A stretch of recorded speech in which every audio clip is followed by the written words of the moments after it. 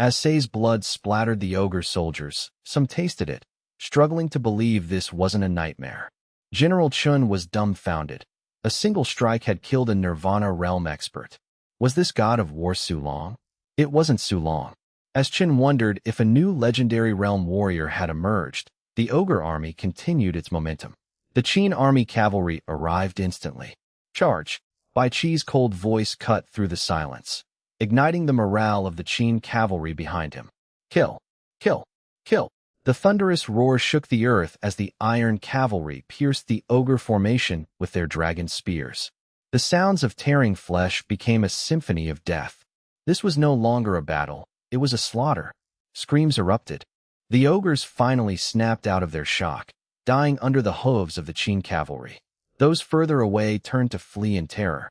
Realizing they were surrounded by cavalry and chariots, the ogres found no escape. As some tried to retreat, General Chun sneered and roared, "Crossbowmen, fire!" Volleys of bolts harvested the lives of the fleeing ogres. The once bloodthirsty ogres were now pathetic, desperate to escape the battlefield.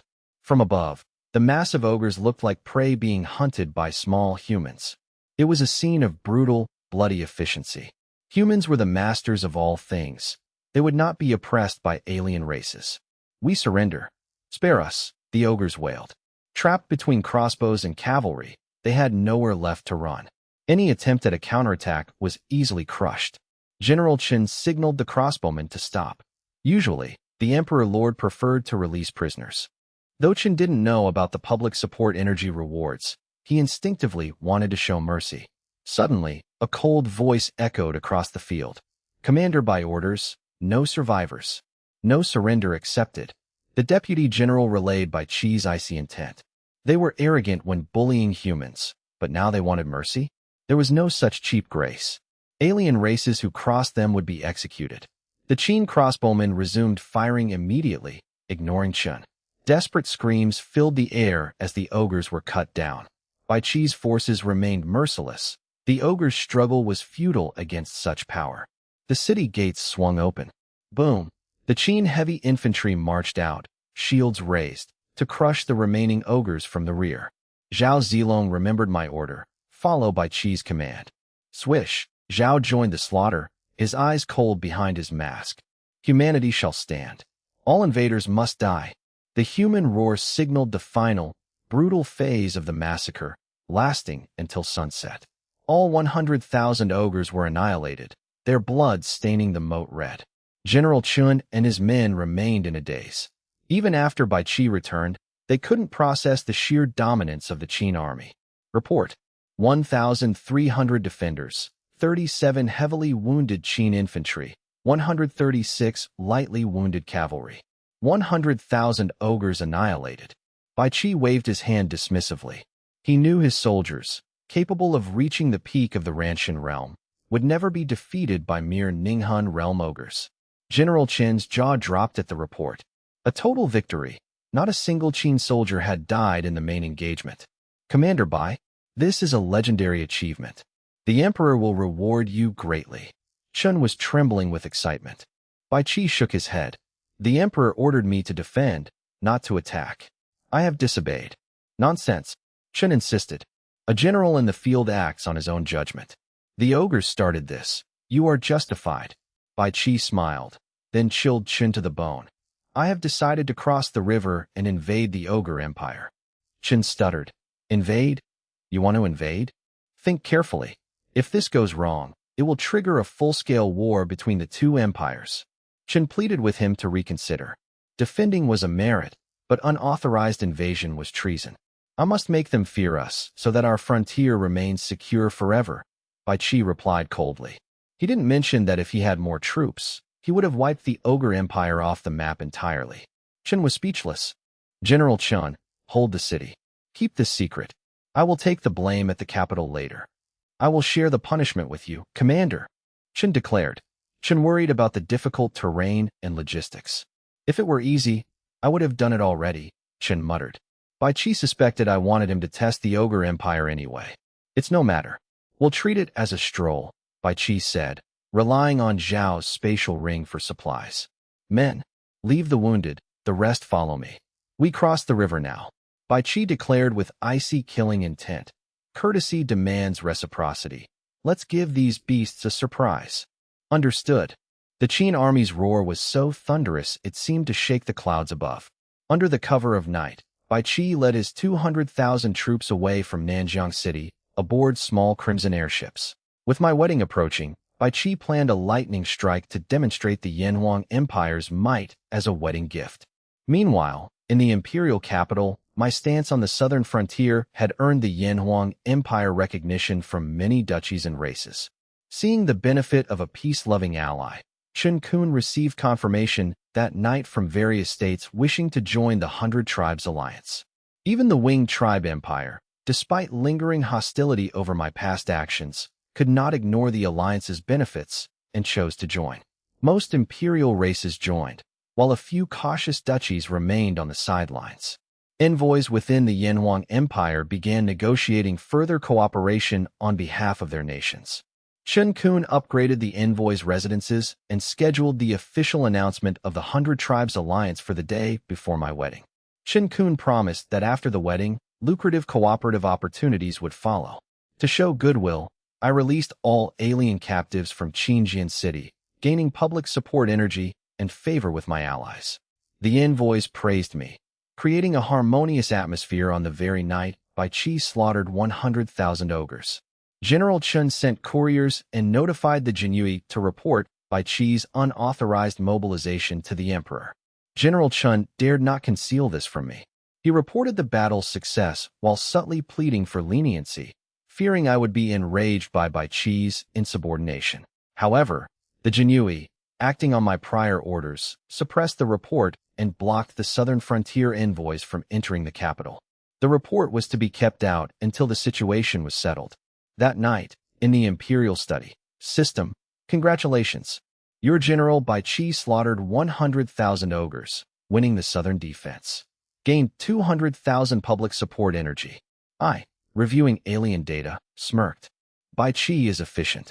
I mused, unfazed by the slaughter of 100,000. I knew of the victory the moment it ended, without needing official reports. I kept the matter quiet and continued working. 5 days later, the Yanhuang Empire celebrated the emperor's wedding.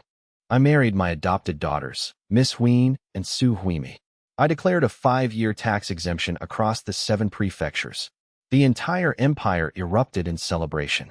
I gained massive public support, turning the populace into fanatical supporters. Per Chen Kun's protocols, the empresses received the highest honors. Preparations were elaborate. At dawn, 10,000 imperial guards formed a grand procession. Carrying imperial banners and weapons, they marched to the Su prince's mansion. 2 luxurious phoenix palanquins awaited at the gates. The palanquins were adorned with embroidered phoenixes, gold, double happiness, characters, and auspicious patterns. Welcome the noble ladies, an attendant announced. Inside the mansion, 1 comb to the end, 2 combs for a lifetime together, 3 combs for many descendants. Lingener was tending to the 2 ladies when the announcement came. Oh, we're running late. Miss Huin urged. Anur, hurry. Don't miss the auspicious hour. Military advisor Nian smiled. Huin is impatient. Only these 2 could enjoy such supreme glory. Aunt Nian, stop teasing. Help me. Miss Huin blushed, and Su Huimi remained silently flushed. Guida and Chen Kun stood outside, overseeing the wedding procession. Quick, the ladies are coming. The gates opened, and the 2 brides emerged, looking like celestial beings. Dressed in phoenix-embroidered silks and jade ornaments, they were breathtakingly beautiful. Red veils obscured their faces. Supported by their attendants, they entered the palanquins. Even the martial expert, Su Huimi, felt shy and delicate. The imperial guards surrounded the palanquins, while Su Ba and Su Jiu personally carried them. Having Nirvana realm experts as bearers was an immense honor, drawing envious gazes from the crowd. Smaller palanquins followed for Ling, Anur, and the others, who would enter the palace as attendants. Lift the palanquins, Chen Kun shouted. Play the music. Scatter the joy. Guida's scholars scattered gold coins and sweets. The procession entered the palace through the main gate, a breach of protocol I insisted upon. Guida chose not to argue with the stubborn emperor. At the palace, I and my empresses performed the traditional rites before the officials. The empresses were then escorted to the inner palace. I refused to let my women be gawked at by foreign envoys. Su Long remained at the northern frontier to guard against the Orc Empire. As night fell, the officials took their seats. The outdoor banquet began, the highlight of the evening. Those in the know anticipated the events to come. The atmosphere was lively as officials and envoys mingled. I sat high above on my throne, flanked by Su Ba and Su Jiu, guarded by the Imperial Guard. None dared to look directly at the Emperor. I sat in solitary majesty, the embodiment of absolute power. The Yanhuang Emperor's presence left everyone in awe and trepidation. Half an hour later, Chen Kun signaled Guo De to proceed. Music played as an attendant announced, "Begin the presentation of gifts." The crowd fell silent, turning toward the entrance. This was the competition of gifts, where envoys hoped to win the emperor's favor with rare treasures. Sensing the Yanhuang Empire's growing prestige, the 100 Tribes envoys secretly upgraded their gifts to curry favor with me. They were motivated by both the desire to align with the alliance leader and the sheer opulence displayed at my wedding. Even Nirvana realm experts were reduced to mere palanquin bearers, a level of extravagance that even the Orc and Wing tribe empires dared not attempt. Recognizing Yanhuang's dominance, the guests were eager to flatter me to secure their standing. Guoda stood by the main gate, ready to personally announce the incoming tributes. Situ Chen Kun presents 81 night luminescent pearls from the Western continent and the 100 Tribes Alliance Pact. May the Emperor be blessed with longevity and many heirs. Guoda bellowed the announcement. An attendant knelt before the dais, presenting the tray to me. Su Ba unveiled the pearls, which were stacked in a glittering, eye-catching pyramid. These rare Western treasures were priceless in the Eastern continent, making them an exceptionally thoughtful gift. Chen Kun had clearly exhausted his recent rewards from me to procure such a rare collection. Beside the pearls lay the signed 100 Tribes Alliance Pact. The formal establishment of the Yanhuang-led alliance had shocked the Eastern continent just yesterday. However, the news had been overshadowed by the immediate excitement of the Emperor's wedding. I smiled and declared, "Reward him. Promote Chen Kun to Grand Situ." Su Jiu amplified the order with his internal force, echoing the promotion throughout the hall. The officials gasped in shock, casting envious glances at Chen Kun. They marveled at his luck. A single gift had secured him a massive promotion. Already a second-rank official, Chen Kun was now a first-rank pillar of the state, second only to the emperor. His future generations would surely benefit from this immense imperial favor. Only a few realized my generosity was specifically for Chen Kun's role in forming the alliance. Chen Kun knelt and kowtowed, shouting his gratitude for the emperor's grace. Guo Da continued. General Gao Shun presents a painting of 10,000 dragons and a 6-sided dragon-patterned vase. While the gift was modest for a cold-faced general, it was a rare gesture of social effort from him. I smiled calmly. Reward him with 1 million gold coins and an imperial immunity token. Su Jiu announced the reward to the stunned assembly. Gao Shun knelt in his armor, offering his thanks to the emperor. The officials were electrified. If such a simple gift earned immunity, today was a golden opportunity for everyone. As Guodao continued to announce gifts, I showered my officials with gold, titles, and special privileges. The rewards ranged from land and goods to the rare honor of having their children observe court proceedings. The 100 Tribes envoys realized that I rewarded every gift with returns worth 100 times the value. They grew visibly excited, their greed peaked. They assumed that if the emperor was this generous to his own, he would surely outdo himself for foreign envoys to save face. They felt their trip was well worth the investment. Many envoys secretly mocked the humans for being easily manipulated by vanity. Anticipation peaked as Guoda began to announce the foreign gifts. Wing Tribe Crown Prince Ijizu presents 88.88 million dragon-patterned gold coins. Orc Prince Andrew presents a bottle of behemoth essence. The crowd erupted in murmurs of disbelief. A single drop of behemoth essence could save a life. A whole bottle was an unimaginable treasure. The dragon-patterned coins were equally impressive, representing a massive fortune in craftsmanship and material. The envoys beamed, confident their efforts would be handsomely rewarded. Then, Guada's next words shattered their expectations. The remaining gifts from the 100 tribes are recorded and sent to the national treasury. Guada waved his hand, dismissing the rest of the tributes. The envoys were left stunned and humiliated. Only the top 2 princes were acknowledged, while everyone else was ignored. Their dreams of receiving imperial rewards vanished instantly. They glared at Guada, desperate for the recognition that never came. Guada remained unmoved, strictly following the emperor's orders. I was clear. Yinhuang's wealth was for its own people, never for outsiders. The 100 tribes have shown their heart. Reward them with 3 cups of wine, I said with a smile. Su Jiu announced the reward, and the envoys were forced to accept the meager gesture. They were furious. They had traded immense treasures for nothing but a drink. Ijizu and Andrew, however, maintained their composure and thanked the emperor. The other envoys drank in bitter silence. Just as they thought the ceremony was over, a commotion broke out. Clatter, clatter! A black-clad rider galloped toward the palace gates at breakneck speed.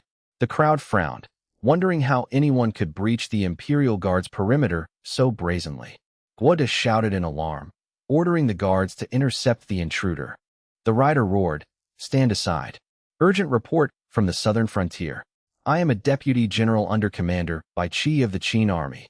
I bring a gift for the emperor." Recognizing the urgency, Guada ordered the gates opened. The rider charged directly into the palace hall. All eyes turned to the rider as he approached the dais. The mention of the southern frontier had everyone on edge. The deputy dismounted and knelt, shouting, "Commander Bai Qi is tied up with military affairs and cannot attend, so he sent me to deliver the Qin army's gift." Under the palace lights, the audience saw the rider's armor was drenched in fresh blood. He reeked of the battlefield, his presence radiating a chilling, iron-blooded aura. The general knelt on the steps as Su Jiu's voice echoed from above. The emperor asks, "What is the nature of your report?" Reporting to the emperor. The general roared. "The southern frontier battle was fierce. I was on the front lines this morning. Thanks to the Jinyui, I returned in half a day. General Bai Qi was too busy to write a formal report and entrusted me to deliver it orally. I beg for the emperor's permission." Officials and alien envoys exchanged stunned glances, shocked by the news. He had been fighting in the southern frontier that morning and was already at the palace by evening. This delivery speed was astonishing. The Yanhuang officials knew the Jinyui were masters of stealth and possessed mysterious artifacts, allowing them to achieve the impossible. The alien envoys were secretly awestruck by the Jinyui's mysterious capabilities. Many also noted the general's mention of a great gift for the emperor. Could the 100,000-strong Ogre Empire force have been repelled? Envoys marveled at Yanhuang's power.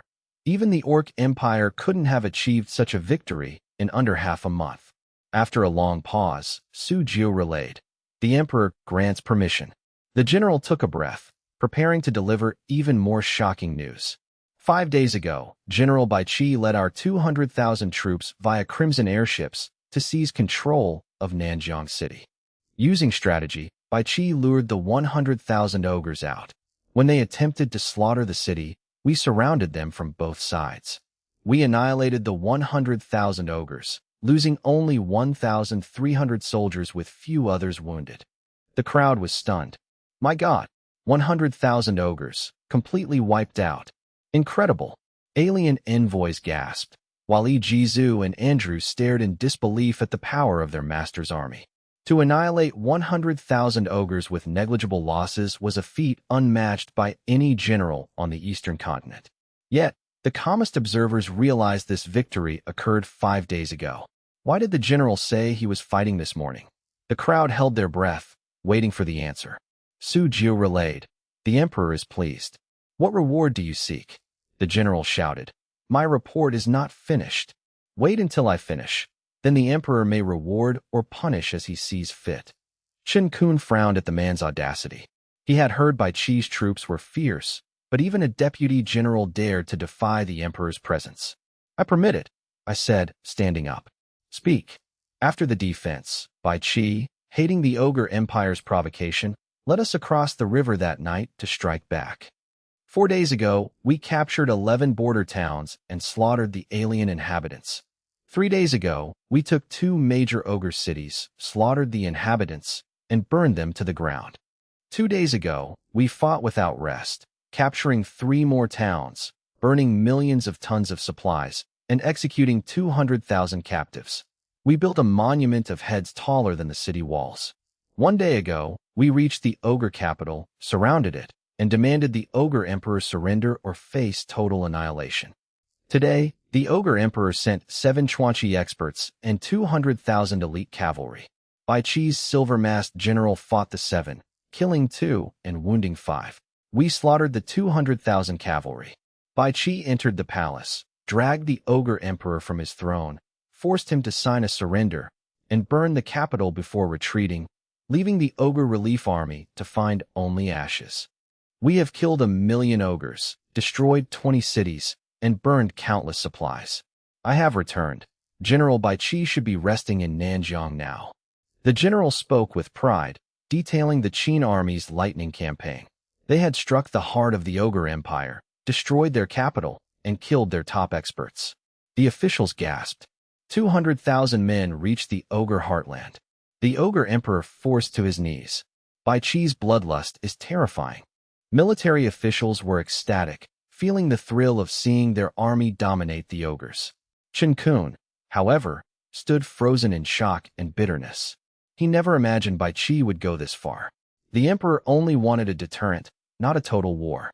You don't just burn the capital and force the emperor to kneel. The situation was completely out of control. Chen Kun regretted not explaining the emperor's subtle intentions personally. The goal was to stabilize the 100 Tribes alliance, not to provoke a continent-wide conflict. The layout was ruined. The alien envoys were terrified. Who wouldn't fear such a ruthless army? How does this Bai Qi compare to God of War's Su? An alien whispered. I don't know, but perhaps he is even stronger, another replied bitterly. The envoys remained silent, but they knew the truth. This was a massive disaster. With the alliance just formed, I would struggle to explain this to my allies. This could destroy the Yanhuang Empire's hard-won position. I understood this perfectly. The alliance was fragile, and Bai Qi's actions could turn the 100 Tribes against them. No one wanted such a powerful, aggressive race on the eastern continent. If I didn't handle this, the Yanhuang Empire would likely face a coalition war they weren't ready for. Bai Qi, you've given me quite the problem. I sighed, torn between pride and anger. I only wanted you to teach them a lesson, not burn their capital to the ground. The envoys looked at me, desperate for a statement to appease their own rulers, yet too afraid to speak. They feared Yanhuang, but they also feared punishment from their own masters if the alliance collapsed. They were praying for me to resolve this. Silence reigned for a long time. Finally, I spoke. What were the casualties? The general's face darkened. He knelt, head touching the floor, reporting to the emperor. Of our 200,000, only 120,000 remain. 80,000 dead. Many sighed. Even with 80,000 dead, the achievement was legendary. To reach the enemy capital and achieve such results in 5 days, despite the final battle against 7 Chuanchi experts, was an unprecedented feat. The Qin army's strength alone prevented the total annihilation of their 200,000 troops. Even Nanshan realm martial artists aren't invincible. Soldiers still bleed and die. Bai Qi has given a gift far too heavy. I sighed, realizing the difficulty of what had been achieved. I sighed. I had only intended for my million-strong Qin army to test their mettle, yet Bai Qi had lost 80,000 men, the elite of the Yanhuang Empire. While the Ogre Empire was crippled, I mourned my losses. To me, every single soldier was worth more than the entire alien race. The general declared that Bai Qi had no intention of conquest, but was forced to act to save 1 million lives from the Ogre Empire. Bai Qi said he would rather shatter like jade than remain whole as a tile, sacrificing everything to secure peace for the people and dignity for the emperor. The general's voice rang out like clashing metal, stunning the assembly. The crowd was shocked by such a ruthless general. Unlike other empires that fought for resources, the Ogre Empire fought solely to consume humans. Humans and ogres were locked in a struggle for survival. Unless the Ogre Empire was destroyed, they would never stop targeting Yanhuang. Everyone understood this, but the 100 Tribes alliance was displeased that I had ordered the strike. I remained silent, my mind racing. I had planned to announce the victory to intimidate the ogres and the alliance, but Bai Qi's overreach forced me to do damage control. I see, I said, finding a way to shift the blame. However, I declared coldly, Bai Qi acted without orders, invading the ogre empire. This is treason. The word treason hung in the air, effectively erasing Bai Qi's 5 days of bloody sacrifice. Chen Kun sighed, and the officials fell into a terrified silence. The 100 tribes' envoys were impressed. The human emperor was a master of political maneuvering, pinning the entire incident on his own general. They wondered if sacrificing a legendary general was worth securing the alliance's stability. Regardless, as long as I disavowed the order, the alliance had no excuse to withdraw. The general below wept, kowtowing frantically. Emperor, the fault is not the commander's. 5 days and nights. We fought to defend the human race. I watched my brothers die, unable to save them. Though we couldn't save our fallen, we saved the people of Yanhuan. A general in the field must sometimes ignore orders. If Bai Qi hadn't attacked, the ogres would have used our losses as a pretext to invade Yanhuan. He acted for the dignity of the emperor and the safety of the people. I remained cold. If it was necessary, why was there no report? The general choked. The situation was too urgent. The general's raw, tearful plea moved the court, even bringing the servants to tears. They had defended the border with their lives. How could they be branded traitors? Urgency is no excuse to ignore the emperor's command, Chen Kun noted. The emperor ordered him to hold the city, not invade. Chen Kun added, this harms Yanhuang's reputation as a land of etiquette. The envoys smirked, secretly pleased to see the lawless Bai Qi in trouble. Chen Kun was trying to mitigate the damage while still respecting the emperor's stance. The blame had to fall on Bai Qi. Treason is a capital offense. Ijizu smiled, adding fuel to the fire. He understood my intent and sought to cement the blame on Bai Qi. I remained silent. The general, in despair, drew his blood-stained sword. What are you doing? The Imperial Guard rushed forward. I remained calm, knowing the Qin army's absolute loyalty to me. If you must kill, kill me. The general knelt, sword to his throat. Bai Qi is the pillar of Yanhuan. I will die in his stead. As he prepared to strike, a roar echoed. An azure dragon phantom descended, knocking the sword from his hand. True dragon aura. He has mastered the essence of it. The envoys rose in terror, staring at the figure on the throne. Their expressions were a mix of fear, envy, and complexity. The legend was real. The human emperor possessed the true dragon aura. What did this mean for the 100 tribes? When one holds such power, the world either fights or submits. Your lives belong to me, to Yanhuang, to the human race. Did you ask my permission to die? My voice was chilling. The general trembled. I beg you, spare the commander. We cannot lose him. A warrior who hadn't wept in battle now sobbed on the palace steps. Humph, I declared. Bai Qi defied my orders. If I do not execute him, how can I command the realm? The general vomited blood in despair. The officials were horrified. I was actually going to kill my own legendary general. Chen Kun was stunned, then noticed Gao Shun's anxiety. He realized the truth. I had to appear to condemn Bai Qi to satisfy the alliance, but I needed a way to be stopped. Chen Kun whispered to Gao Shun, realizing they needed to provide the emperor with a graceful exit. I called for a brush and decree, signaling the order for execution. Chen Kun and Gao Shun rushed forward. Emperor, wait. Hear General Gao out. Speak. I commanded. Gao Shun knelt, armor clanking. I believe that while Bai Qi is guilty, executing him will destroy military morale and harm the empire. I dare to request the emperor's mercy, using the death exemption medallion previously granted to spare Bai Qi. Gao Shun's voice boomed. I replied coldly. That medallion protects your household, not Bai Qi. The emperor may not know, but Bai Qi and I are sworn brothers. He is part of my household. I beg for mercy. Gao Shun remained steady, banking on the emperor's reputation. Observers whispered, marveling at Gao Shun's cleverness in using the medallion, though some worried he had risked the emperor's favor for his brother. While the crowd marveled, the 100 tribes' envoys, Andrew and Ijizu, understood the truth. This was a performance.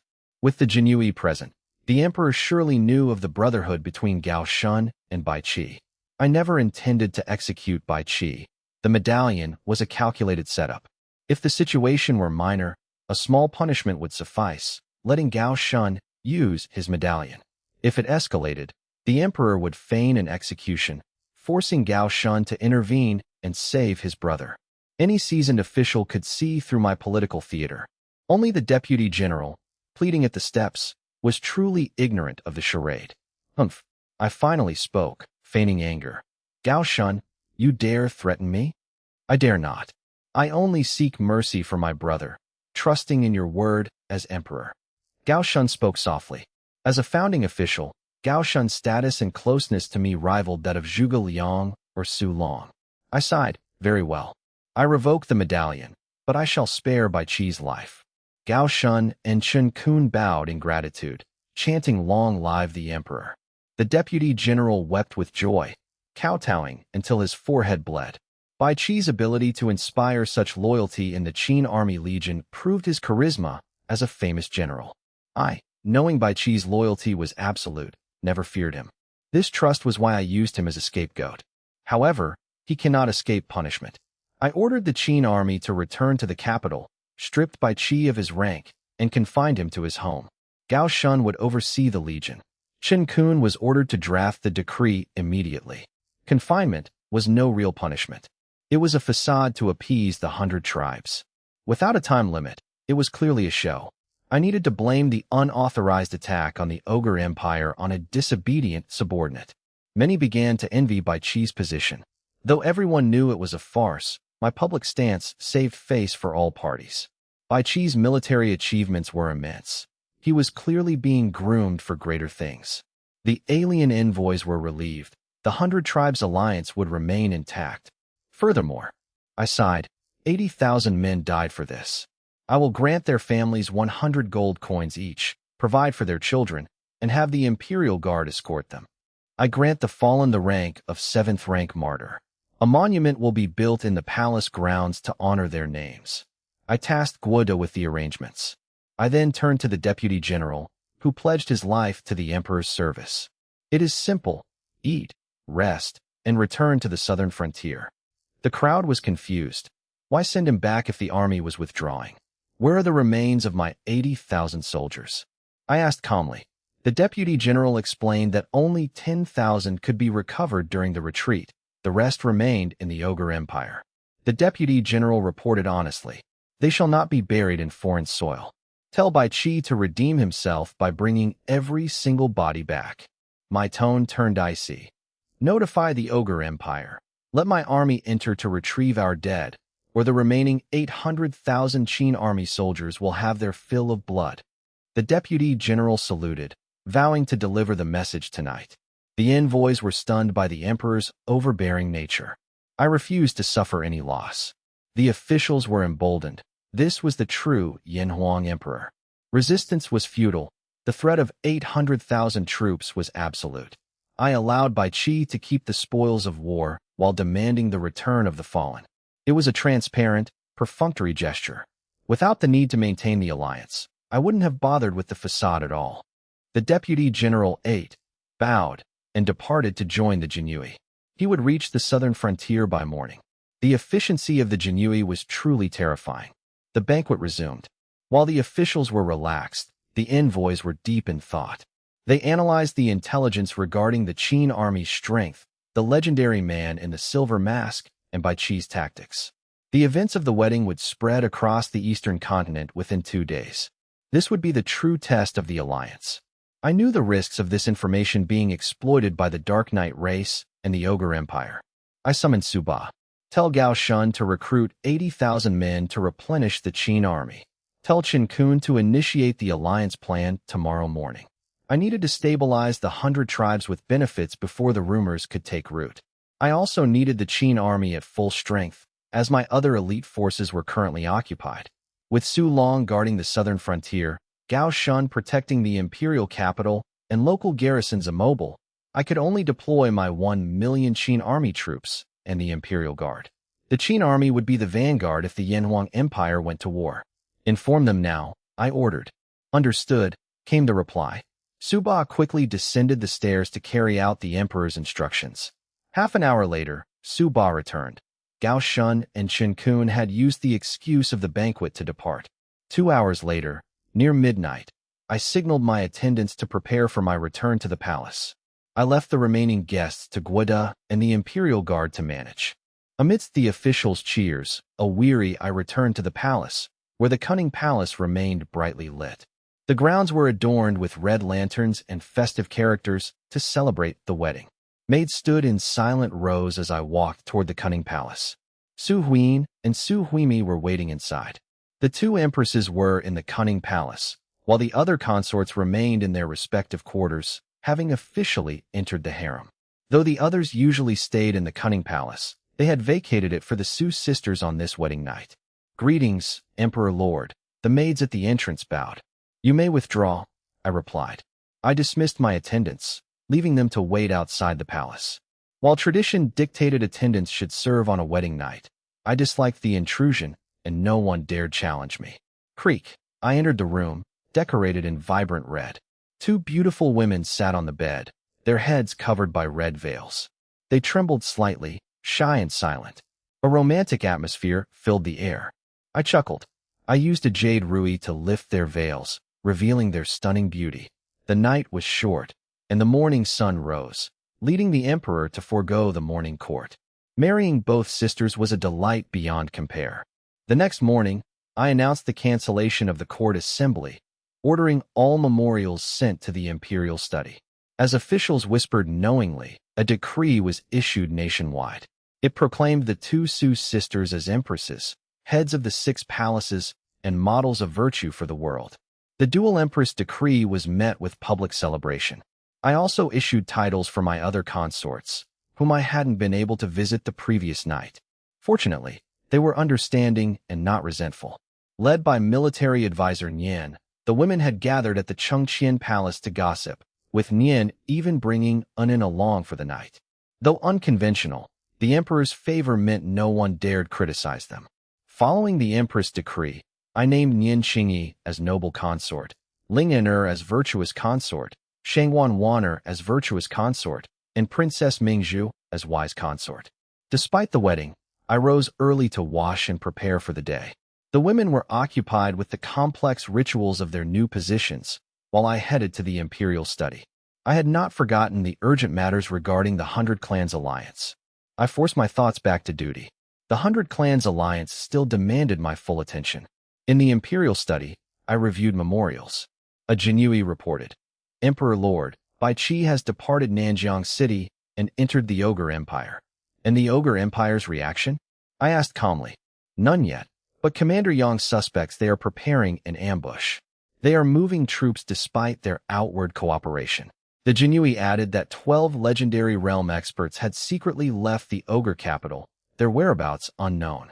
This represented the Ogre Empire's entire high-end fighting force, showing their deep hatred for Bai Qi.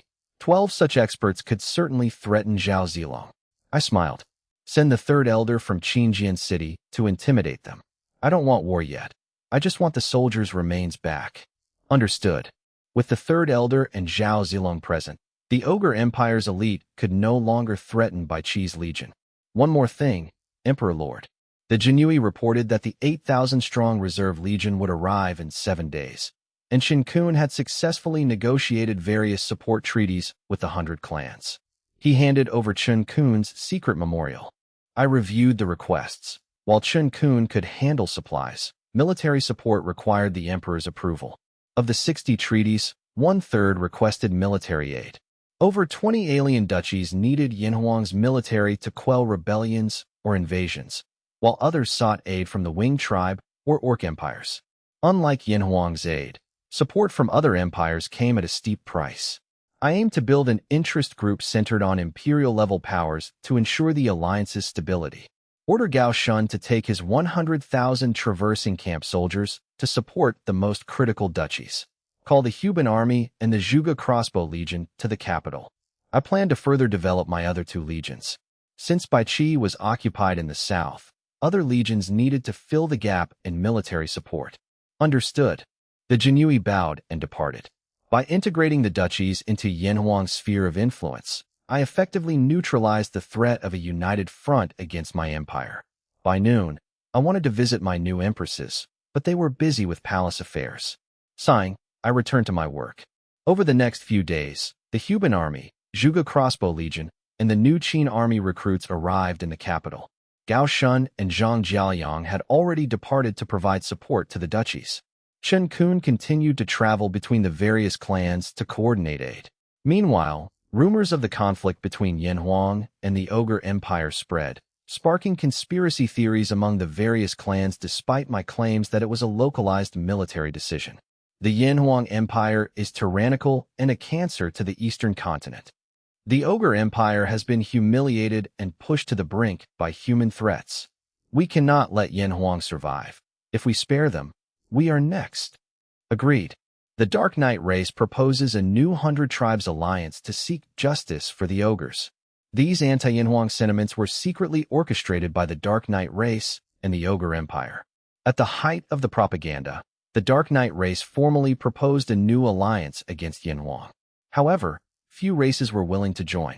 The Ogre Empire lacked moral standing, and Yin Huang's generous aid to various duchies had already solidified the benefits of the existing alliance. No one wanted to abandon tangible benefits to follow the Dark Knight race, who would only use them as cannon fodder while hoarding the spoils. Yin Huang's support was real and immediate. Over the following days, many duchies in the alliance saw significant growth. Reports poured in of new cities built, roads paved, economies improved, and enemies repelled thanks to Yin Huang's help.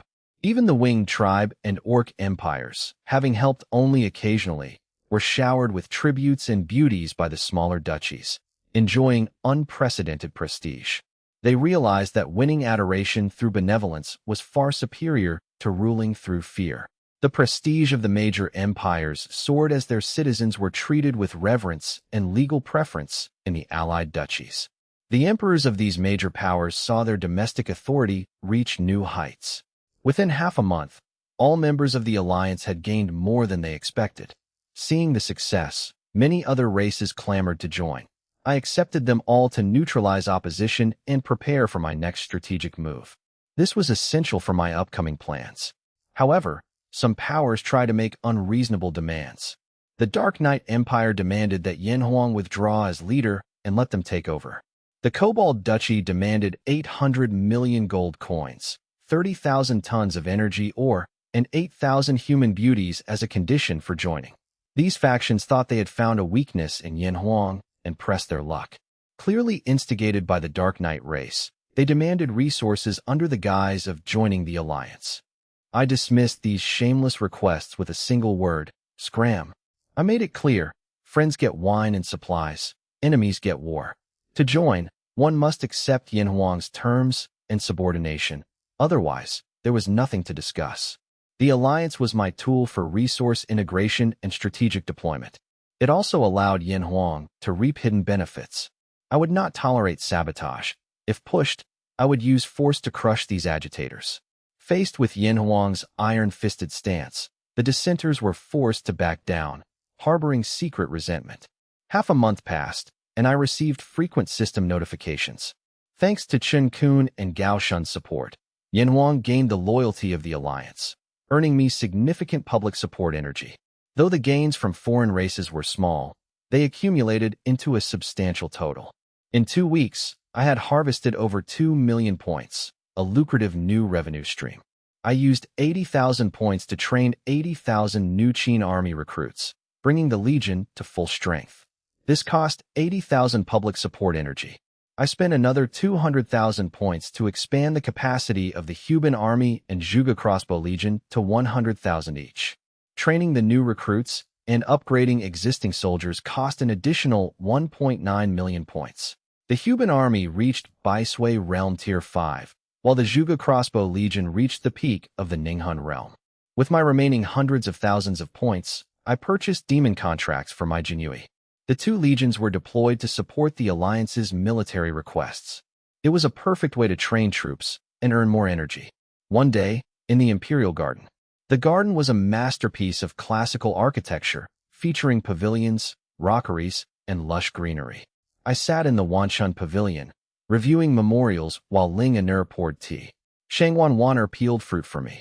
Princess Mingzhu played with Unin, military advisor Nian and Miss Huyin played the zither, and Su Huimi practiced swordplay. Having recently married them, I spent my nights in their quarters. Their radiant, blushing faces betrayed their newfound status. Despite the winter chill, the pavilion was kept warm with incense.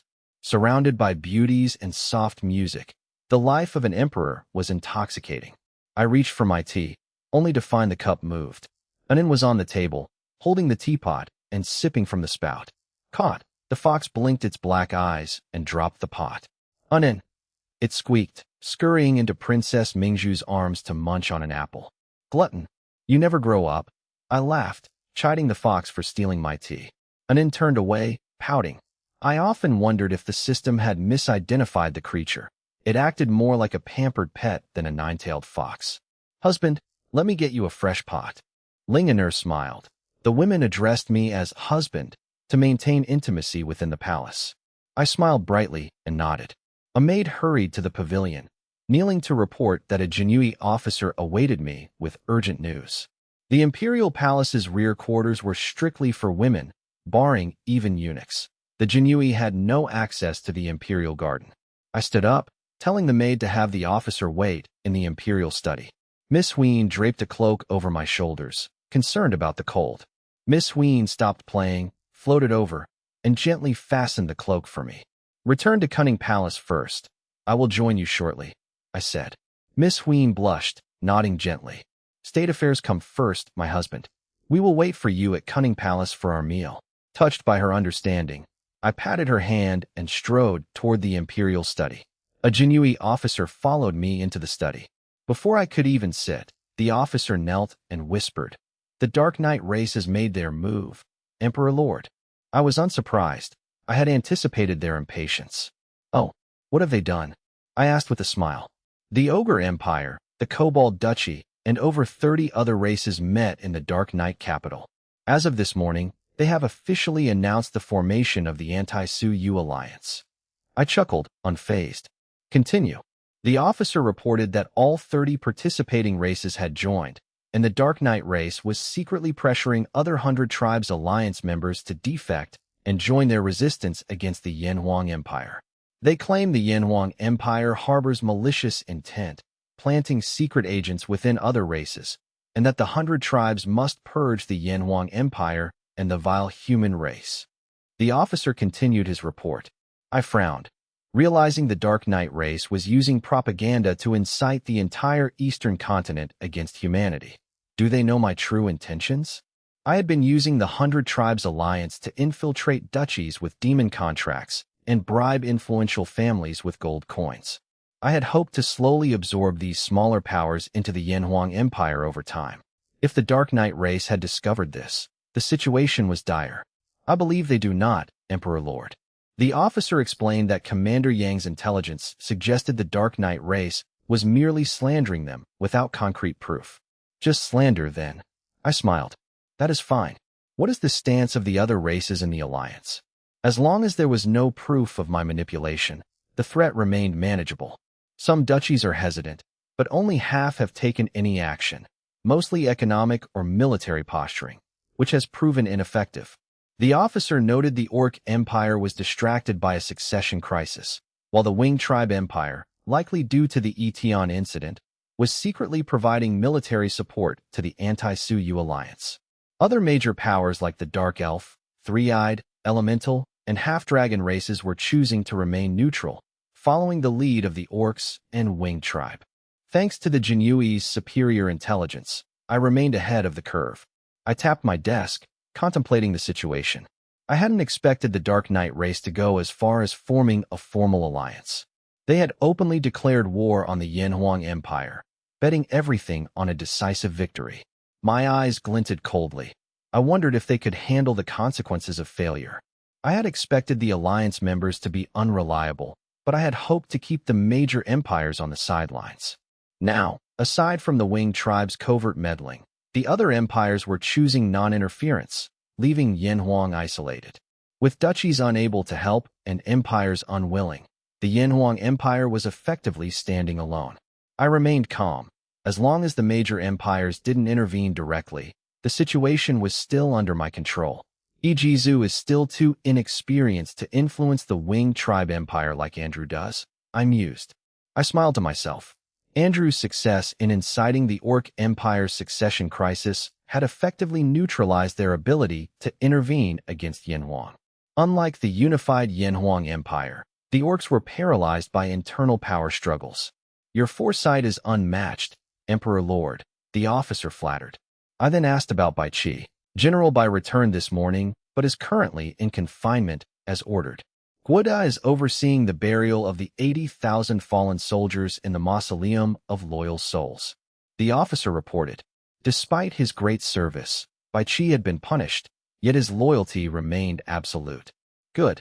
I ordered. Publicize the burials to boost national morale and military fervor. Have scholars write articles praising the Mausoleum of Loyal Souls. By elevating the status of the military, I aim to foster deep national pride and unity. Understood. Also, tell Commander Yang to use our assets within the Dark Knight and Ogre Empires to redirect the Alliance's aggression toward other human duchies.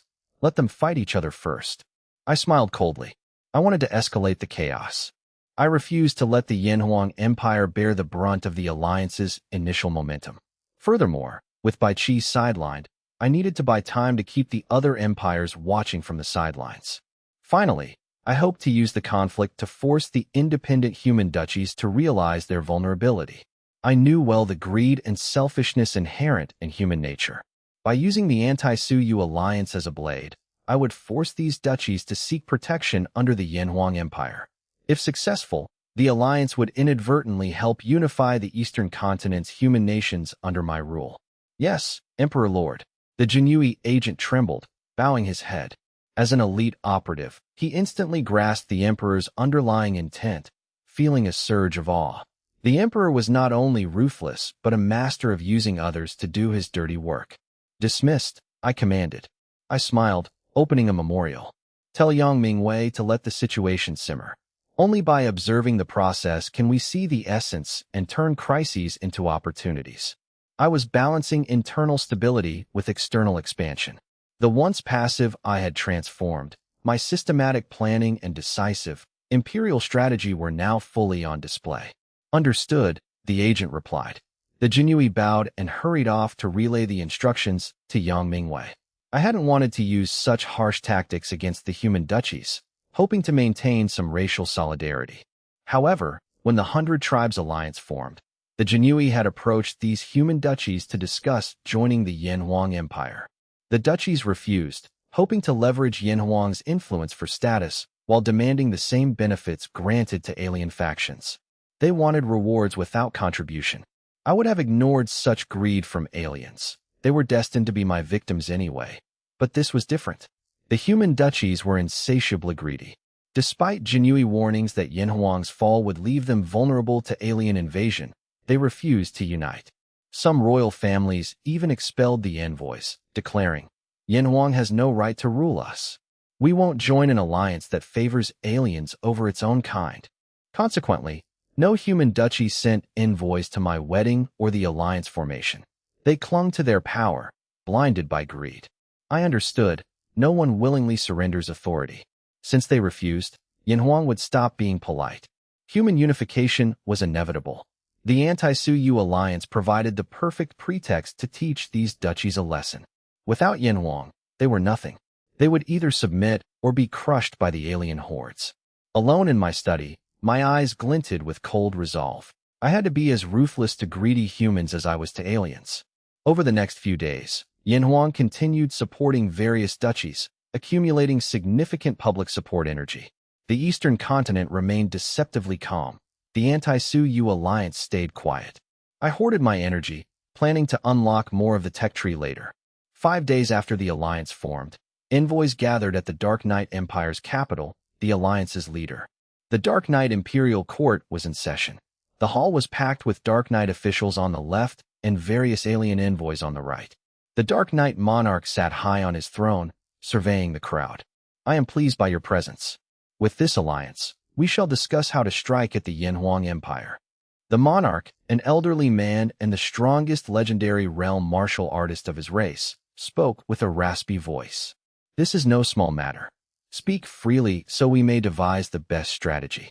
The Kobold envoy stepped forward, bowing obsequiously. I have a plan, monarch. Speak, the monarch signaled. We should incite the Orc Empire to pressure Yanhuang's northern border, use the Ogre Empire to strike the south, and have other members harass the east and west. The Kobold added, Yanhuang's forces are thin. If we attack from all sides, they will be forced to divide their strength, allowing our main force to crush them in the south. The plan relied entirely on the Ogre and Dark Knight legions, with others acting as mere distractions. It was a crude strategy of brute force. I agree. A brilliant plan, others shouted. The Kobold envoy beamed, his eyes filled with malice. He wanted to see Yanhuang destroyed for the humiliations they had inflicted upon his people. A solid approach, the monarch nodded. Just then, someone else stepped forward. A Dark Knight official bowed. Monarch, I have a concern. A concern? With 10 million troops, how can Yanhuang resist? The Kobold envoy scowled, insulted. Speak, the monarch commanded. The official obeyed. Turning to the Kobold, the official said, I agree with your plan, but you have ignored the other human duchies in the eastern continent. The court fell silent, confused. They had long ignored the weak human duchies. Yanhuang is the leading human power. If they face crisis, will the other duchies sit idly by? The official continued, Yanhuang's soldiers are formidable, as the Ogre Empire knows well. He offered a mocking apology to the Ogre envoy.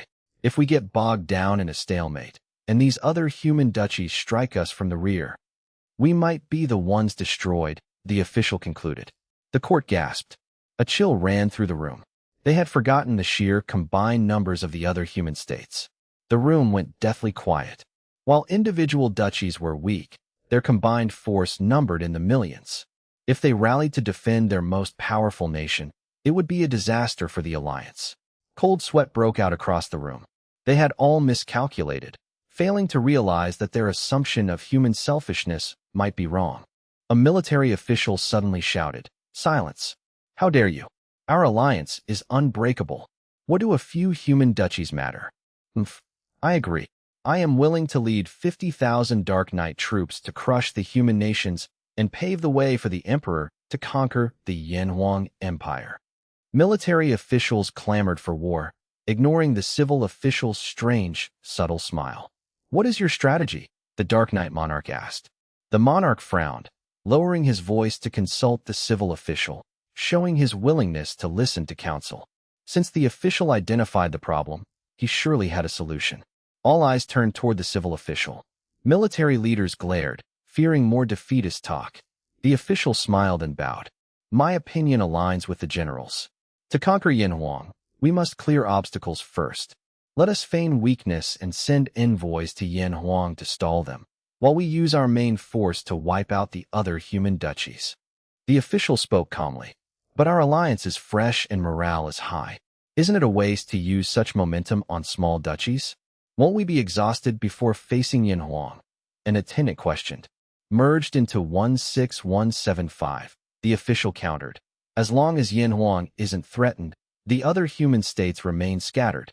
We can easily crush them. After such a victory, we can march on Yanhuang with unstoppable force. Or does the envoy doubt our alliance's strength? A military official scoffed. We don't even fear the Yanhuang Empire, let alone small human duchies. Indeed, we demand the order to march, the military official shouted. The Dark Knight monarch smiled, pleased by their zeal, but still favoring the civil strategy. Do you all agree with this plan? The monarch scanned the room. Agreed, the officials chorused.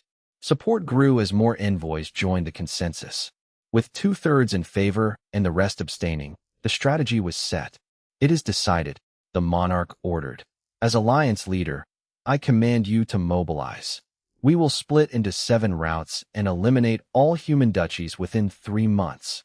Understood, the assembly roared. As for the envoy to Yanhuang, I entrust that to the Kobold Duchy. Stall them for 3 months. Pay whatever price is necessary. The monarch fixed his gaze on the Kobold envoy. This, Your Majesty, could another race go? We have Complications with Yin Wang. The Kobold Envoy's face went pale. The Kobolds dreaded returning to Yin Wang. You are clever. The role is yours. Succeed, and you shall have first pick of the conquered lands.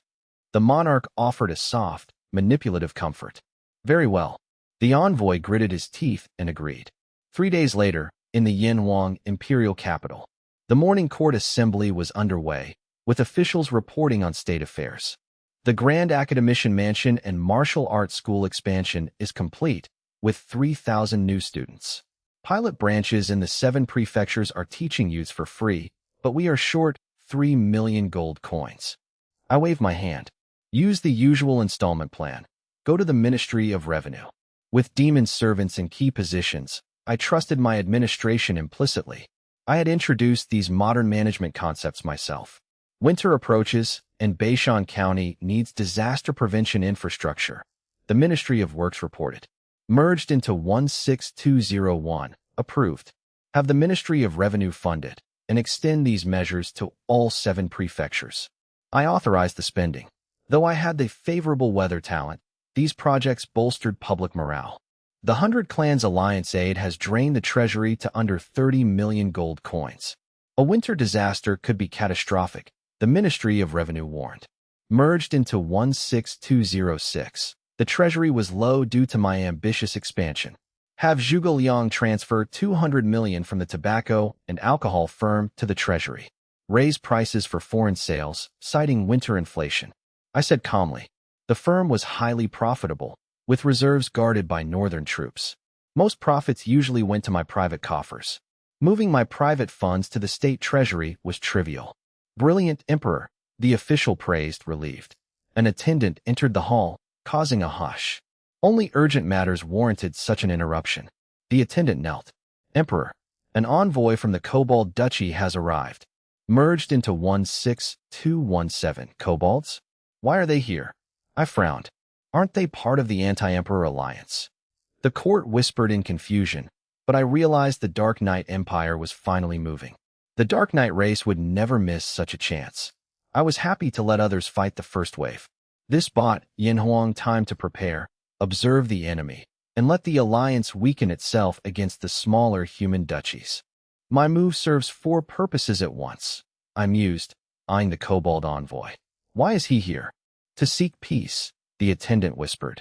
The officials murmured, confused by the lack of an active war, suspecting ties to the Anti-Emperor Alliance. I waved my hand dismissively. Understood. Keep him at the guest house. I'll see him when I have time. As you command, the attendant replied. Sensing the Emperor's indifference, the attendant plotted to make things difficult for the envoy to curry favor with me.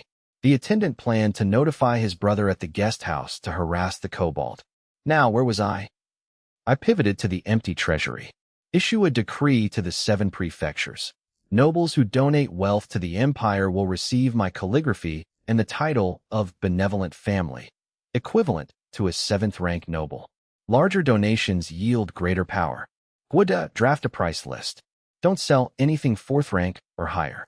The officials were stunned. Your Majesty, this is blatant sale of offices. It will ruin the social order and local governance. Guoda hesitated, suggesting the profits from Zhuge's tobacco and alcohol firm should suffice. You don't understand. One can never have enough money. I smiled craftily. Once the first batch is sold, the Ministry of Personnel will adjust the laws. From 4th rank down, all privileges, except for commerce and military service, will be abolished. The officials realized my trap. I was selling empty titles to the 7 prefectures' clans to bait them. If they grew resentful, I would have the perfect excuse to purge these deep-rooted families. While other emperors might fear the influence of these clans, I did not. With the Grand Academician's estate, the Yanhuang Martial Arts School, the Systems Lord's Altar, and loyal officials, I had absolute control. These clans were no obstacle to me. I avoided using the firm's wealth specifically to force my hand against the domestic clans. 3 months would be enough to purge or replace the cancerous elements among them. I needed to centralize all resources to prepare for the inevitable war against the Anti-Suyu alliance. Shaking off my thoughts, I scanned the court. Anything else? Nothing, they replied. I have something, I said, causing the officials to exchange wry smiles. Unlike typical emperors who vetted ideas through confidants, I acted alone. I preferred to announce my shocking proposals directly. Minister of Personnel, how is the progress on the women's school? I asked calmly. The court tensed. Despite previous pushback, I remained determined to elevate women's status. The Yanhuang Women's School and the Grand Academician Women's Mansion are built, the minister's side. But few women enroll, and we lack qualified female instructors. Wood has stepped forward. Your Majesty, may I speak? I nodded. The Four Directions continent has long held that women are inferior. Challenging this will cause unrest and violates tradition. Wood spoke cautiously, grateful for my tolerance of dissent. We have argued this enough, I dismissed. I pointed to General Huang Zhongyi. Report the military status. My voice was cold, my expression hidden behind my crown's beads. The court wondered why I shifted topics. Yes, Huang Zhongyi reported. After recruiting the Qin army and expanding the Huban army and repeating Crossbow Legion, we have bolstered the frontiers. Recruitment is stagnant due to winter. We barely met our quotas. I fear next spring will be worse. You see, I said coldly, if men won't serve, I must use women. A general protested. Your Majesty, the 7 prefectures have over 100 million people. Surely we don't lack men. He argued that the pay was 5 times higher than the previous dynasty and recruitment should be easy. With over 100 million men. The Minister of Revenue interrupted. General, you are delusional. We have only 80 million people total. Less than 20 million are men. 60 million are women. Years of war had severely skewed the gender ratio. The ratio was 1-3, which is why I maintained the polygamy system. The general apologized. But surely 2 million men can provide enough soldiers without involving women? And who will farm the land? The Minister of Revenue retorted. 2/3 of our 12 billion mu of farmland is already uncultivated. If we conscript more, we will starve. Thanks to the Emperor's magical seeds, we have avoided famine, but we are at our limit. Huang Zhongyi added. We have fewer than 2 million active troops.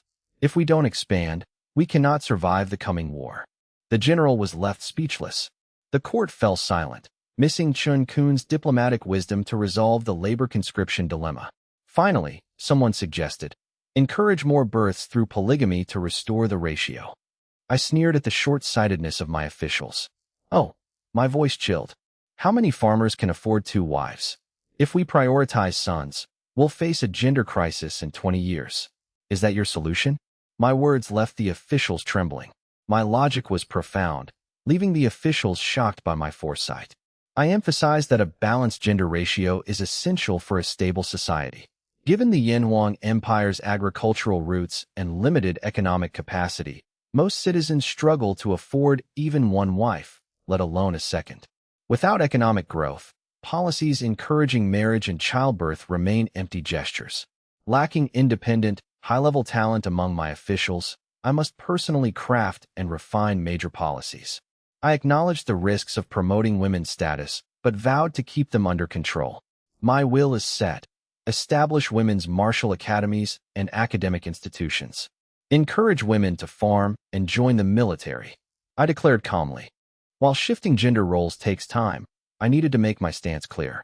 Women are not mere tools for childbearing, but warriors equal to men. The Ministries of War, Revenue, and Personnel will implement this, starting with a pilot program in the capital. Noble families are encouraged to send their daughters. I ordered that women be prioritized for promotion. I banned male instructors in female schools, tasking my empresses with selecting talented women to lead. With the expertise of Miss Huin, Su Huimi, and my consorts, Nian, Lingener, Shangwanwaner, and Princess Mingzhu, the first batch of instructors was secured. The capital held no shortage of talented women from noble households. I aimed to encourage families to raise daughters as they would sons, easing the empire's military and labor burdens. Abolish outdated customs regarding women, starting in the capital and expanding to the 7 prefectures. The Ministry of War shall recruit strong farm women into a reserve army, following standard military pay and merit regulations. My firm tone brooked no dissent. My absolute authority allowed me to enact such radical changes. I believe that by empowering women, The empire would solve its talent and military shortages, eventually normalizing their status. Understood, the officials bowed, yielding to the emperor. The officials were left to handle the logistics of public opinion, school construction, and policy implementation. Though uncertain of the long-term outcome, they agreed the move was beneficial for the empire's current crises. It solved the immediate military manpower shortage, while agricultural improvements would follow gradually. Changing deep-seated cultural prejudices would require persistent guidance from officials to mitigate negative reactions. Thanks to my previous iron-fisted rule and the use of the demon contract, I no longer feared bureaucratic sabotage or corruption. Confident in my control, I dismissed the court. The officials knelt, chanting, "Long live the emperor." They exited, burdened by the massive workload of implementing the emperor's radical new decrees.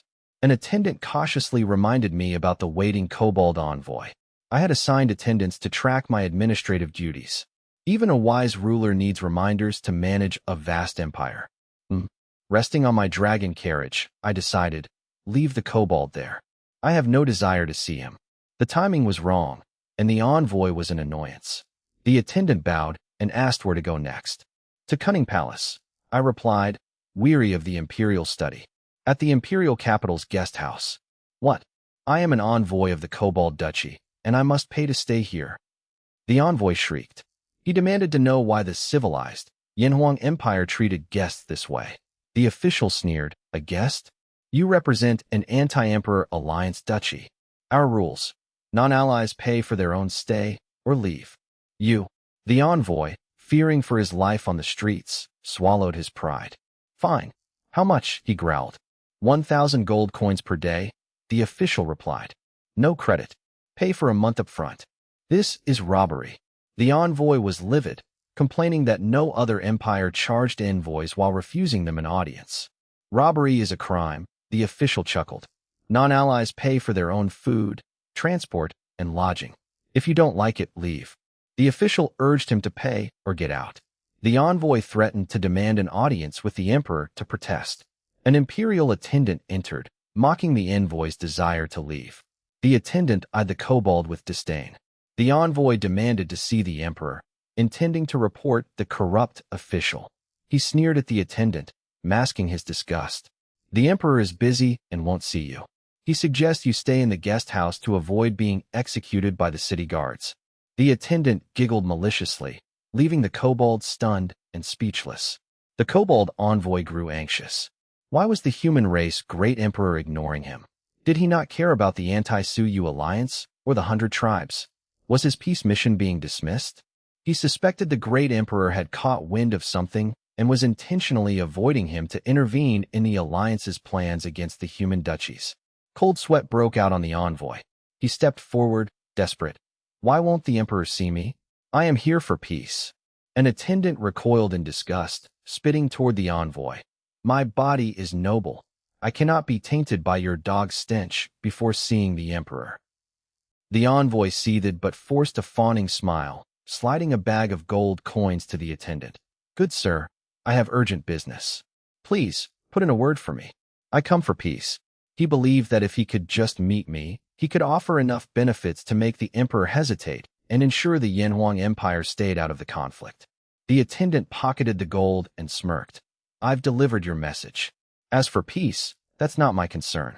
Stay in the guest house and wait for a summons. Don't wander. The attendant turned and left with quick, mincing steps. Damn it! The envoy cursed in his native tongue, his face pale with rage. The official in charge of the guest house approached with a sinister grin. Still staying here? The emperor ordered you not to leave.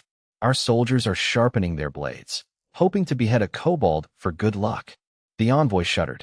Since when did killing kobolds bring good luck? Terrified, he turned to his servant and hissed. Pay him 30,000 gold coins. He swallowed his pride to serve the alliance's cause. The official took the money and left, satisfied. The envoy didn't know that the gold was immediately handed over to the Jinui waiting outside. Every word, curse, and expression of the envoy had been monitored by the Jinui. The Jinui aimed to confirm the envoy's true motives to ensure the emperor maintained total control over the situation. Night fell.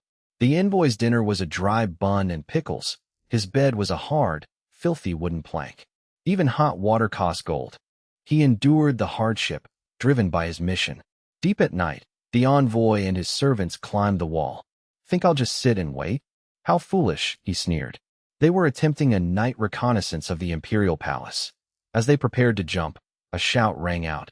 Stop! Thieves! A heavy black cloth dropped over them, pinning them down. Jinui agents appeared, shouting orders. A dozen soldiers rushed in, beating the kobolds with wooden clubs. The envoy screamed in agony. Stop! I'm the kobold envoy, not a thief. The soldiers struck with precision, inflicting maximum pain without causing death. Imposters claiming to be envoys? Keep hitting them, the Jinui ordered. The soldiers redoubled their efforts. They intended to crush the kobolds' arrogance and show them who ruled the imperial capital. The envoys' pleas for mercy echoed through the night. Nearby patrols heard the screams but ignored them, knowing the Jinui were at work. After a while, the Jinui signaled the soldiers to stop. The guest house official pulled off the cloth, feigning shock. Oh, it really is the envoy. Why were you dressed like thieves? The envoy, bruised and swollen, could not utter a word. He limped back into the guest house, supported by his servants. He realized the Yanhuang Empire was different. The people were vigilant and lawless, led by an emperor who held no fear of alien races. He had no choice but to wait. The official ordered his men, watch them closely. The Jinui have the place surrounded. No letters leave this building. Understood, the captain replied with a murderous grin. The soldiers despised the alien races for their arrogance. The Yanhuang Empire was no longer the crumbling state it once was. The great emperor was a visionary. Inside, the envoy cursed. Damn me. He ordered his servant, at the third watch, use the secret method to report to the Alliance. Tell them to strike. I will stall me here. Yes, the servant replied. They were unaware that their intelligence could not even leave the city limits. Compared to the system-backed technology of the Jinui, the envoy's methods were primitive and easily intercepted. Meanwhile, in the cunning palace, servants cleared the dinner table. I now took my meals here, attended by my concubines. The palace staff often marveled at the affection between the emperor and his consorts. Husband, will the establishment of the women's school cause gossip? Will our public involvement bring you trouble? Miss Ween asked softly. She worried about the impact on my reputation. Though the women were eager to help, they feared being a liability to the emperor. They did not want to tarnish his image as a wise ruler. I laughed, setting down my tea. I pulled Su Huimi close. Don't overthink it. You want to help? Then teach at the school. Huimi, you want to be a general? I'll transfer you to the female reserves soon. The women were moved. They hadn't expected me to act so decisively on their behalf, challenging centuries of tradition to elevate their status. Women shouldn't handle major affairs. It's an ancient taboo, Shengwan Wanner murmured, her face clouded with hesitation. They didn't fear public scrutiny for themselves, but rather the potential negative impact or criticism it might bring upon me. These women cherished my reputation more than their own, refusing to let any stain touch their beloved. It doesn't matter. I smiled.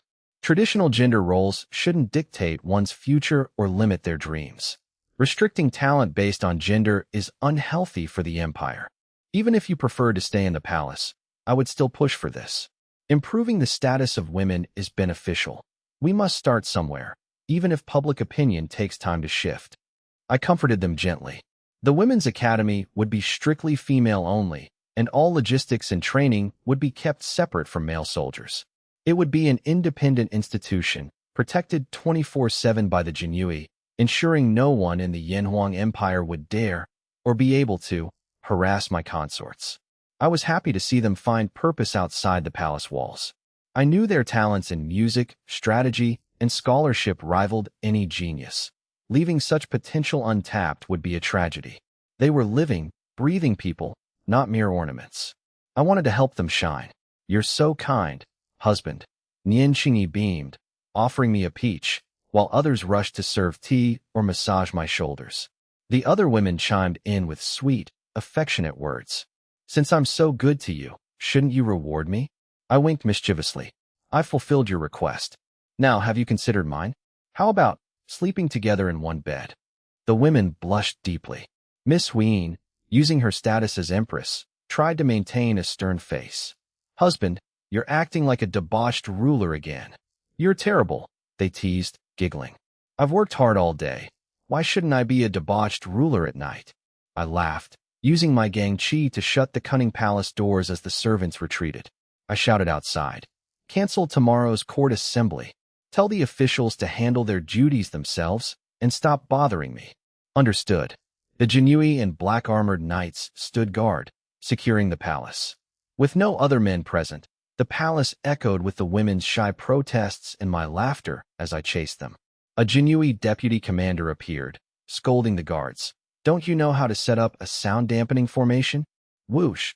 He waved his hand, activating a secret formation to seal the sounds within Cunning Palace. The guards remained outside, silent as statues. Under the drizzling rain and hidden moon, the guards stood motionless at their posts. Refreshed after a wild night, I knew my plans were set. I only needed to wait for the Eastern Continent situation to unfold. I spent my days in leisure, playing music and enjoying the garden with my consorts. The palace was filled with the sounds of strings, incense, and laughter. While my lifestyle seemed indulgent, I believed a ruler deserved moments of respite. Meanwhile, the Anti-Suyu alliance began making moves. The Dark Knight Empire consolidated the Ogre Empire and smaller duchies, gathering massive armies and marching toward the human duchies. The human duchies sensed danger and sent envoys, but were ignored. The Dark Knight Empire simply expelled the envoys. As the alliance army deployed, the human duchies descended into panic. Some begged for mercy, while others postured in fear. Many wondered why the Anti-Suyu alliance was attacking them instead of the Yanhuang Empire. Their grievances went unheard. A proposal to seek aid from the Yanhuang Empire was met with silence and eventual rejection.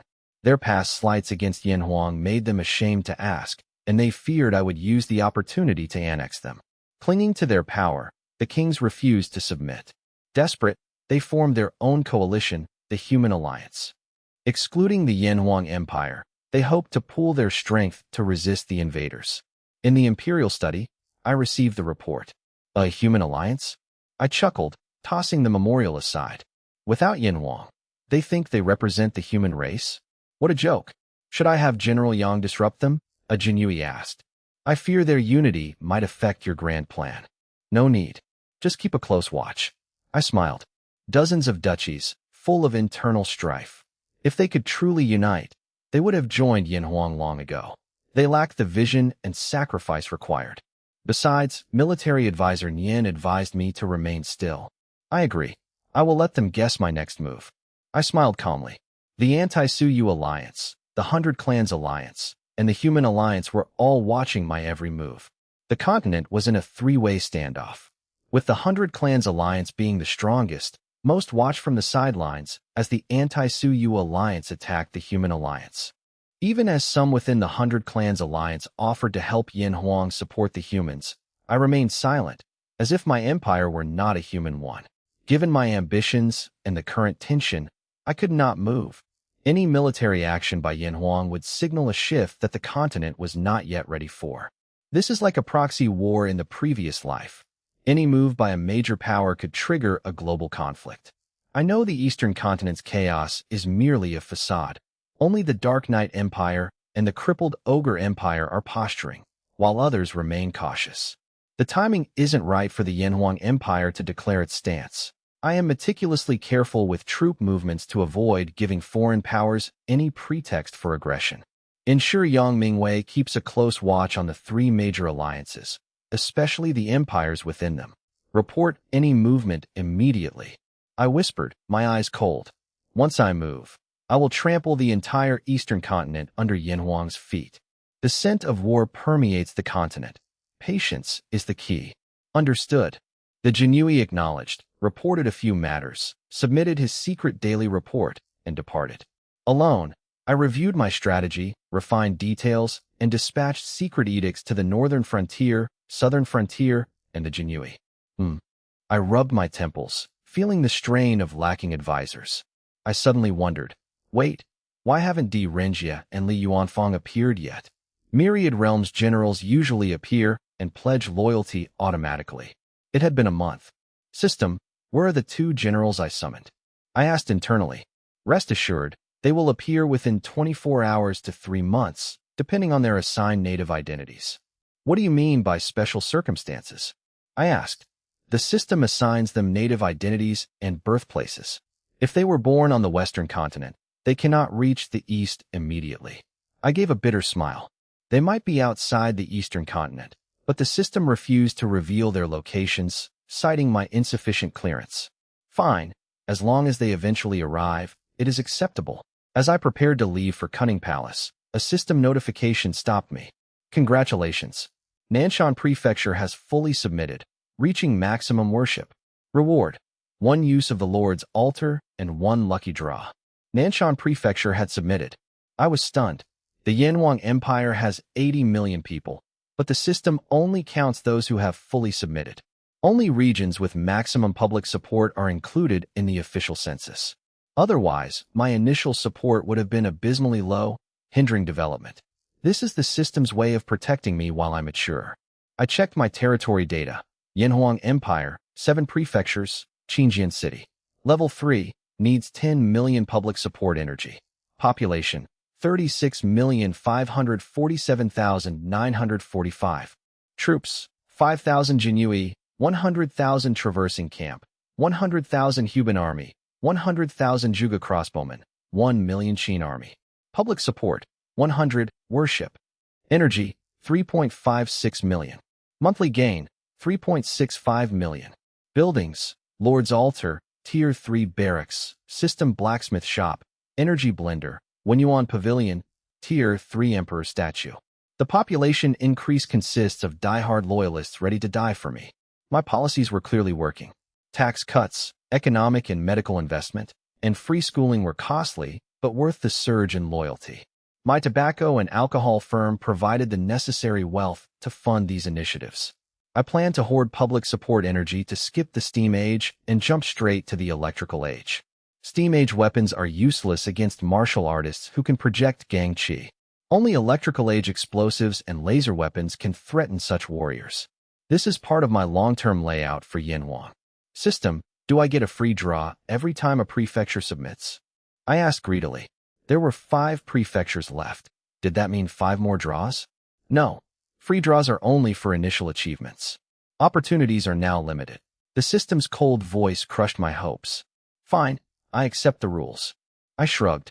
Open the Lord's Altar. I want to summon a general. Whoosh. The system screen displayed the glowing, mystical Lord's Altar. Begin. I commanded. The altar roared with a primal, ancient aura as images flickered. A dilapidated mud house appeared. My father is old, my brother is weak. I will take his place to serve the country, kill the Xiongnu, and protect our home. A spirited young girl stood there, carrying a massive bow and a bronze sword, her eyes sharp as stars. A frontier city in the desert. Chariots charged and infantry fell amidst a sea of corpses as nomadic cavalry overran the Northern Way formation. Cut down their flags. 10,000 gold for the first to breach the city, a scarred nomadic general roared. Suddenly, a sharp arrow whistled through the air. The arrow pierced the general's helmet with lethal precision, and he collapsed, dead. Hee-haw! A chariot burst forth, for black steeds galloping with violent intent. A slender soldier dropped his bow, gripping the reins with pale hands, and roared in a raspy, youthful voice. Kill. The enemy general is dead. Drive them back, and the king shall reward you. Kill. The thunderous cry boosted the Northern Way soldiers' morale, sparking a desperate counterattack. Meanwhile, in the Grand Imperial Court, 12 years of service, and no one knew you were a woman. You defeated the Turks and the Rurin. Your achievements surpass every man in the Northern Way court. The Northern Way king exclaimed in astonishment before laughing heartily. Tell me, what reward do you seek? My father taught me archery, swordsmanship, and strategy. I served out of duty and luck. I dare not ask for rewards for fulfilling my obligations to the king. The general, now in women's attire, smiled brightly. I have been away for 12 years and owe my parents my service. With the borders secure, I wish only to shed my armor, return home, and serve as a daughter. Excellent. A woman of such loyalty and filial piety puts my officials to shame. I grant you the title of General shall I, and permit your return home."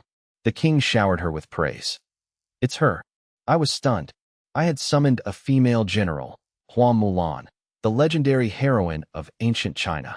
"System, did you rig this because I'm planning to form a women's army?" I questioned the system while checking her attributes. I scrutinized Hua Mulan's profile. I found it suspicious how the system always provided the exact talent I needed. From Gao Shun and the Traversing Camp to Shangwan Wanner, Zhuge Liang, Chen Kun, Di Renjia, and Li Yuan Fong, every summon had been perfectly timed. Now, with my women's army plans, Hua Mulan appeared. The system replied, "Host, all non-fixed factors like summons are micro-adjusted based on your current environment and territory." I smiled, satisfied with the AI's intelligence. Hua Mulan, age 23, human, loyalty 100, quality, divine general. Strength, Nirvana realm, tier 5. Skill, star-chasing moon-seeking, a supreme archery technique that boosts attack power by 50% and piercing power by 100%. Archery cavalry, passive, boosts attack speed by 50% and reaction time by 100%. Talent, heroine, immune to all negative morale or intimidation effects. Battlefield commander, passive, grants a chance to see through enemy tactics and boosts army morale by 100%. Female general, passive, lowers enemy morale and causes negative status effects. Boosts female soldiers' combat power by 100%. Legendary heroine, passive, deals 100% extra damage to male generals/warriors and takes 50% less damage from female counterparts. Item, Pseudo-Sun's Shooting Bow, a divine weapon with piercing, sharpness, and lock-on effects. Blood-Sweating Horse, a legendary steed with immense stamina and charge capability. Hua Mulan was a divine general. I was dumbfounded, recalling that Shangwan Wanner had only been a famous general. Hua Mulan shattered my bias that female generals were inherently weaker. Her stats were comparable to Zhao Zilong's, save for slightly lower martial Dao strength, but her talents were equal. She was young, and I mused that Zhao Zilong was likely still facing the wall with Bai Qi, having neglected to report back. Another legendary realm candidate. I chuckled. With 1,000,000 public support energy, I could elevate her to the legendary realm. Her emergence would shock the Eastern continent and inspire the women of the Yanhuang Empire. I felt tempted to mold her into a national icon to ignite the spirit of my female subjects. I would need her to pledge loyalty and win a few battles first. System, don't spawn her too far away, or she'll get lost, I warned. I feared my heroine plan would fail if she appeared in the Western continent. Host, summons are random and uncontrollable. Request denied. The system remained cold and mechanical. I rolled my eyes at the system's lack of tact. I sighed and said, "Fine. Open the roulette. I'll use my remaining draws. If I could pull a divine general, the reward should be decent." The colorful roulette spun rapidly. I, accustomed to the process, remained calm and poured myself tea. I sipped the hot liquid. The tea was fragrant and slightly bitter. I had developed a tea habit. 10 minutes later, the wheel stopped. "Congratulations, you have obtained the White Horse Yitzhong Troop Blueprint." White Horse Yitzhong, a light cavalry unit created by Gongsun Zan, specializing in mounted archery, rapid raids, and guerrilla warfare. Capacity, 10,000. This unit would synergize perfectly with Gongsun Zan and Zhao Zilong. Not bad. My cavalry trio is complete, I noted. With White Horse Yitzhong, light, Qin army, conventional, and Black Jade cavalry, heavy, I had all bases covered. I spent 100,000 public support energy to upgrade the White Horse Yitzhong capacity to 100,000. I then headed to Cunning Palace for lunch. Half a month passed. My hedonism faded as Jinyui reports indicated the Anti-Suyu alliance was mobilizing for war against the Human Alliance. The Eastern continent was now dominated by 3 major alliances, and smaller nations had ceased their own conflicts. All eyes were on the standoff between the Human Alliance and the Anti-Suyu alliance. I resumed court assemblies. Your Majesty, the 200,000 female soldiers and 100,000 male soldiers are stationed outside. The female troops will enter the city drill ground this afternoon for separate training, Huang Zhongyi reported. Notably, this batch of 100,000 men is the last the Empire can provide without damaging our agricultural and economic foundations. I understand, I replied calmly. By the way, Emperor Lord, Huang Zhongyi reported that the women's army recruitment was most successful in Nanshan and Beishan prefectures. He noted a woman from Beishan with exceptional martial talent. He recommended her for an official position, citing her background as a local squire's daughter, well-versed in military strategy and martial arts.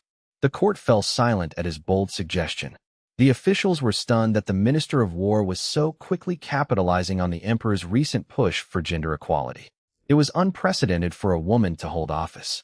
I asked for her name and connection to Huang. I smiled, intrigued. Huang explained she was the daughter of a disabled veteran and his close friend. Her name was Huang Mulan, a renowned martial prodigy in Beishan. Huang knew I valued talent regardless of gender. I feigned contemplation while inwardly amused. I realized the system had seamlessly integrated Huang Mulan into the women's army. I ordered her to be brought before the court. Huang Zhongyi signaled the guards to bring in Huang Mulan, who was waiting outside. Huang had hoped to fulfill his promise to his old friend, but he hadn't expected the emperor to be so receptive. Officials watched with envy, realizing Huang might earn further favor if Mulan impressed the emperor. A herald announced her arrival. The sound of armor clanking echoed through the hall as a tall, graceful figure strode in. The officials turned, breaking court etiquette to catch a glimpse. Huang Mulan, in her 20s, walked with a sharp, decisive air. She was stunningly beautiful, with bright eyes and a refined face. Despite her beauty, she wore chainmail, a red cloak, and carried a large red bow and a curved blade. She looked heroic and spirited.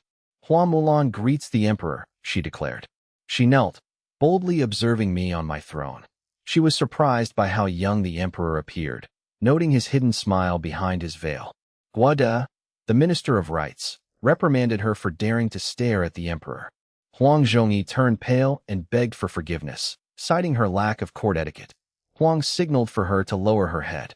Mulan pouted, finding the court's tension tedious, though she remained loyal to me. As a system character, her loyalty to me was absolute. I remained unaware that she found him handsome.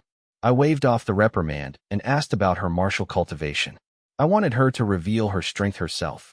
My voice was magnetic and pleasant. Mulan replied, I am at the 5th stage of the Nirvana realm. The court erupted in shock. They couldn't believe someone under 25 could reach such a level. It was a record-breaking achievement. The previous record was held by an orc from 4 millennia ago at age 26. Huang Zhongyi smiled smugly, recalling his own initial shock. Mulan corrected them, stating she was only 23. The court was stunned into silence. They realized they had a potential martial Dao Supreme in their midst. Her talent was unprecedented for her age. A martial Dao Supreme could secure an empire's dominance for 10,000 years. Excellent, I exclaimed. I appointed her as a 3rd-rank general and placed her in command of the 200,000-strong women's army. Mulan was transformed from a civilian into a powerful military commander. The officials wondered if the women's army could be trained into a formidable force. They envied her rapid rise, unaware that my appointments were based on my hidden knowledge of their loyalty and potential. I would typically test native generals at the grassroots level first. Only my myriad realms generals earned such immediate trust. Huang urged Mulan to thank the emperor. Thank you, Emperor, she replied. I ordered her to be given proper armor and a residence in the imperial capital. I smiled, dismissing her. Mulan was escorted out, and Huang felt relieved he had honored his friend's request. The Minister of Personnel, feeling upstaged, decided to push his own candidates. He stepped forward to recommend his own talents. I invited him to speak. The minister recommended a magistrate from Qingshan County who had governed with great success. He named the magistrate Di Renjia and his skilled bodyguard Li Yuanfang. Di Renjia and Li Yuanfang. My smile widened. It was a productive day for my summoned generals. Summon them to the capital. They shall observe court affairs, and I intend to establish a discipline hall in the capital to handle civil disputes. Di Renjia shall oversee it. Success brings rewards. Failure means dismissal. My decree was both a test and a favor, placing them under my direct supervision. The Minister of Personnel, flattered, bowed. I shall relay your grace and write to them immediately after the assembly. I nodded, and the assembly continued. The Minister of Revenue and the Vice Minister of Personnel presented a report on the recent sale of offices and the elevation of women's status. The 7 prefectures responded enthusiastically to the sale of offices. Noble families offered fortunes, valuing my calligraphy far more than the official titles themselves. To them, the emperor's calligraphy was a treasure that even first-rank ministers would treat with absolute reverence. Even after the ministry stopped the first round of sales, many continued to donate, desperate for the emperor's brushwork. I, overwhelmed, had to task Guoda and renowned scholars to forge my calligraphy, stamping them with my private seal to meet the demand. Regarding the elevation of women, progress in Baishan and Nanshan was smooth, with locals accepting the reforms and the abandonment of old customs. However, the other 5 prefectures remained resistant, with deep-seated patriarchal views proving difficult to shift. I remained unperturbed, offering minor adjustments to the Ministry of Revenue and leaving the rest to time. The assembly neared its end. I contemplated redeeming blueprints for female troop types to bolster the women's army. Suddenly, an urgent report arrived from outside the hall. Your Majesty, an envoy from a human duchy has arrived, requesting an urgent audience. A black jade cavalry warrior knelt. I have escorted the envoy to the guest house and come to report. The officials whispered, a human duchy? They must be desperate for aid as war looms. They formed their own human alliance, shunning the Yanhuang Empire. Now that they fear for their lives, they come begging? How convenient. The officials scoffed, filled with disdain. They had once urged these duchies to join the Yanhuang Empire or the 100 Tribes Alliance for the sake of humanity, only to be treated as enemies. Now, they finally realized Yanhuang's true strength. Huang Zhongyi sneered at their short-sightedness. I asked calmly, which duchy? The Manhua Duchy, Your Majesty. The envoy is their crown prince, Tianxing. The Black Jade Cavalry noted that Manhua had always remained friendly toward Yanhuang. With historical marriage ties and consistent tribute, Manhua had maintained cordial relations since the founding of the Yanhuang Empire. They had even supported the Jinyui's efforts to unify the human race. I held a favorable view of the Manhua Duchy. Though a small and weak state, they were pragmatic. The officials' hostility softened. I waved my hand. Summon Tianxing. I was curious to hear what the prince had to say. Half an hour later, the herald announced, Envoy Tianxing of the Manhua Duchy enters. A young man in fine robes entered, knelt, and performed a subject's kowtow. Tianxing greets the emperor. Long live the emperor. His choice to perform a subject's ritual signaled Minghua's desire to align with Yanhuang. As he knelt, Tianxing glanced at the court, filled with envy. Yanhuang was truly the pinnacle of human power. The prosperity, strong military, and the respectful coexistence of all races were evident everywhere. The capital was a testament to a great power, filled with martial vigor and smiling citizens. Tianxing genuinely admired the Yanhuang Empire's stature. He realized that Yanhuang's previous offer to merge was a genuine act of benevolence for the human race. Yanhuang's strength far surpassed the combined resources of the entire human alliance. Given the distance, Yanhuang had no strategic need to covet the barren lands of the other duchies. Alas, the kings of the human alliance were short-sighted fools who mistook Yanhuang's goodwill for greed. Tianxing sighed. He wished his duchy could simply merge with Yanhuang. He was lost in thought. I broke the silence. Prince Yi, what brings you here? Ah. Tianxing recovered, smiling. I bring this year's tribute from Manhua. 3 million gold coins, 3,000 carts of fine cloth, and 200 carts of energy, ore, and monster crystal cores. For a small duchy, this was a significant contribution. They had maintained this voluntary tribute for a millennium, never once forced by Yanhuang. Because of their attitude, Yanhuang had always provided Manhua with subtle support in technology and defense. Tribute, I smiled. With the eastern continent divided into 3 alliances, won't paying tribute to Yanhuang cause friction with the human alliance? I was hesitant to accept. I felt nothing but contempt for the human alliance, which had rejected my offers of unity only to form a rival bloc. Did they think they could exclude the Yanhuang Empire from representing humanity? They clearly intended to use the alliance to pressure and isolate Yanhuang. Yet, in the eyes of the continent's powers, Yin Huang was the only true representative of the human race. Your Majesty, you misunderstand. Yi Tianxing replied firmly. The human alliance is a necessity for survival against the anti-emperor alliance. But in the hearts of my people, only the Yin Huang Empire represents humanity. This tribute is not for a mere duchy, but for the great power that upholds the dignity of all humans. This is a tribute to Yin Huang's righteousness, and we would gladly continue it for another 1,000 years. Yi Tianxing declared firmly. The Manhua Duchy is powerless to change the human race's plight, but the Yin Huang Empire can. With the greatest emperor, you command the respect of the 100 tribes. I only regret not being a citizen of Yin Huang to share in such glory. Yi Tianxing's flattery was mixed with genuine admiration. Everyone wondered why the Yin Huang Empire was so dominant, crushing orcs, bullying ogres, and forcing the 100 tribes to submit. Heh! I smiled dismissively. Prince Yi, you flatter me. I am no greatest emperor. My modesty was met with a retort. Yi Tianxing explained. The Xintian Pavilion, which tracks the 4 Directions continent's power rankings, released new data. Their rankings are authoritative. Half a month ago, the new rankings placed you 3rd among great emperors, and the human race's status soared from 361st to 7th. Yi Tianxing exclaimed, these rankings prove your achievements. You are undoubtedly the greatest emperor of the human race. The officials exchanged awkward glances. Yi Tianxing was a master of shameless flattery. I smiled. I knew my true dragon aura had earned me that rank. The Xintian Pavilion clearly understood its significance.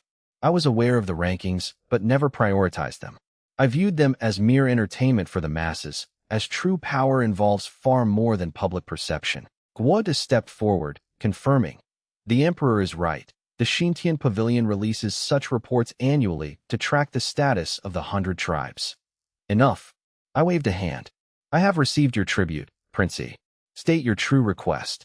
Unlike the former Xintian Empire, which offered aid, I forced Yi Tianxing to ask for it directly. My intent was clear. The officials turned their attention to the prince. Everyone remembered the current state of the human alliance. The Anti-Suyu alliance had begun its advance half a month ago. The armies were likely already clashing. It was obvious why the prince had come. If it were just for tribute, a messenger would have sufficed. Emperor, I hope you will not be offended by my request. Yi Tianxing hesitated, his expression pained. Speak, I commanded. I represent the human alliance in requesting military aid to repel the anti-emperor alliance. Yi Tianxing knelt and kowtowed. The officials exchanged knowing, amused looks. The human alliance had finally run out of options. I stroked my jade ring. And what is the payment? The officials waited for the answer. This. Yi Tianxing said bitterly. The alliance voted to provide no material, financial, or military compensation. They expect Yin Huang to help simply because we are all human. Yi Tianxing felt deeply ashamed. Huang Zhongyi scoffed. So, you want us to fight for free? Yes, Yi Tianxing replied, his voice heavy. Absurd. Our soldiers' lives and supplies cost dearly. Why should we fight for nothing? Huang Zhongyi roared. Combined with 16721. Military aid always requires treaties. The human alliance's demand was unreasonable. Without a clear benefit, the alliance had no moral standing. Yi Tianxing remained silent, head bowed. The Manhua Duchy had opposed this, but the alliance's voting system overruled them. What was the alliance's original message? Tell me, I won't blame you. I asked calmly. The officials realized the prince was hiding something. Yi Tianxing was clearly omitting the harsher parts. Sigh. Yi Tianxing kowtowed again. The original words were too harsh to repeat. Speak. My voice chilled. They claim that if Yin Huang helps other races but refuses to help its own, they will collectively expel the Yin Huang Empire from the human race's sphere. Expel us. Do these small duchies think they represent all of humanity? The officials laughed in derision. Huang Zhongyi sneered. Aren't you afraid we might attack the human alliance instead? Yi Tianxing was startled. He pleaded, I know the alliance is wrong, but please, for the sake of the innocent civilians, help us. If the alliance won't pay, the Manhua Duchy will. Yi Tianxing begged desperately. I replied coldly. I help the 100 tribes because they know gratitude, unlike those who greedily demand aid while hiding behind their human identity. Yi Tianqing trembled. He couldn't defend the alliance's greed. An attendant interrupted. The Kobold envoy requests an audience. Shall I admit him? Admit him. I had leaked the news of the prince's visit to the Kobold envoy, knowing it would provoke a reaction. One side wanted aid, the other wanted to prevent it. Both were now centered around the Yanhuang Empire. The Kobold envoy hurried in and kowtowed. Kobold envoy greets the Yanhuang Emperor. Long live the Emperor. I observed the Kobold envoy's submissive posture, noting that both the Kobold Duchy and the Human Alliance were vying for Yanhuang's favor. Yi Tianqing watched silently from the sidelines. Rise. I have been busy. What brings you here? I asked. I gestured dismissively. I represent the Alliance, seeking a peace treaty, the Kobold envoy declared. We propose non-aggression and mutual non-interference in military, domestic, and economic affairs. The envoy smiled, adding, to show our sincerity, we offer 100 million gold coins, 2,000 carts of monster crystal cores and energy ore, and 2,000 tons of metals. The court understood immediately. The envoy was bribing Yanhuang to prevent them from intervening in the war between the Human Alliance and the Anti-Suyu Alliance. The border stalemate persisted solely because both sides feared Yanhuang's potential involvement. I remained silent, contemplating. Yi Tianqing panicked, prostrating himself. Emperor Lord, do not trust them. The Kobold Duchy belongs to the Anti-Emperor Alliance. If the Human Alliance falls, Yanhuang will be their next target. Yi Tianqing shouted, disregarding court etiquette in his desperation. He prayed I would see through the bribe. I merely glanced at him. Emperor Lord, the Manhua Duchy will offer double. Yi Tianqing insisted. Reject the Kobold and save the Human Alliance. Though the offer would cripple Minghua's finances, Yi Tianqing felt compelled to act. He refused to let the human race suffer internal strife while others profited. Double, the Kobold envoy sneered. 200 million gold coins? Can you even afford that? Minghua's annual tax revenue is only 12 million. Your promise is empty. How we pay is our business. Yi Tianqing retorted. The great emperor is wise. He won't fall for your traps. Our race is not a pawn. Yi Tianqing's roar stirred the court. Yanhuang's strength was built on elevating the status of the human race. Minghua aligned with me because they prioritized the race over local interests. Don't pretend your small coalition represents humanity, the Kobold envoy scoffed. Only Yanhuang represents the human race. He flattered me before shouting, Emperor Lord, our alliance will offer 10 times the original amount for this peace treaty. Yi Tianqing collapsed, stunned by the astronomical sum. It was impossible for Minghua to match this. He could only hope I would reject the offer on principle. All eyes turned to the throne, waiting for my decision. Would I choose racial duty or the massive bribe? My expression remained hidden behind my crown's beads. 10 times. I finally spoke, my voice lazy. Not enough. The court gasped. I may dislike the Human Alliance, but we are the same race. Is that all my neutrality is worth? I smiled. The price is too low. The officials knew I never acted without profit. Huang Zhongyi and others analyzed the situation. Yanhuang held the advantage regardless. Intervening brought moral standing. Staying out brought immense wealth. I wanted more than just these options. Yi Tianqing turned pale, fearing I would choose the bribe. The envoy forced a smile. We are sincere. Name your price, and the alliance will do its best to meet it. The Dark Knight Empire had authorized any cost to keep Yanhuang out of the war. The burden, spread across dozens of nations, was manageable. Fine. I coughed. I want 10 billion gold coins, 20,000 tons of grain, 30,000 carts of ore and high-level cores, 100,000 alien laborers, and 100,000 tons of metal. That will do for now. The envoy froze. This was over 100 times the original offer, enough to cripple the entire Anti-Suyu Alliance. The officials suppressed smiles. My greed was legendary. This demand equaled decades of tax revenue and years of grain production, targeting Yanhuang's most needed resources. Emperor Lord, this is too much.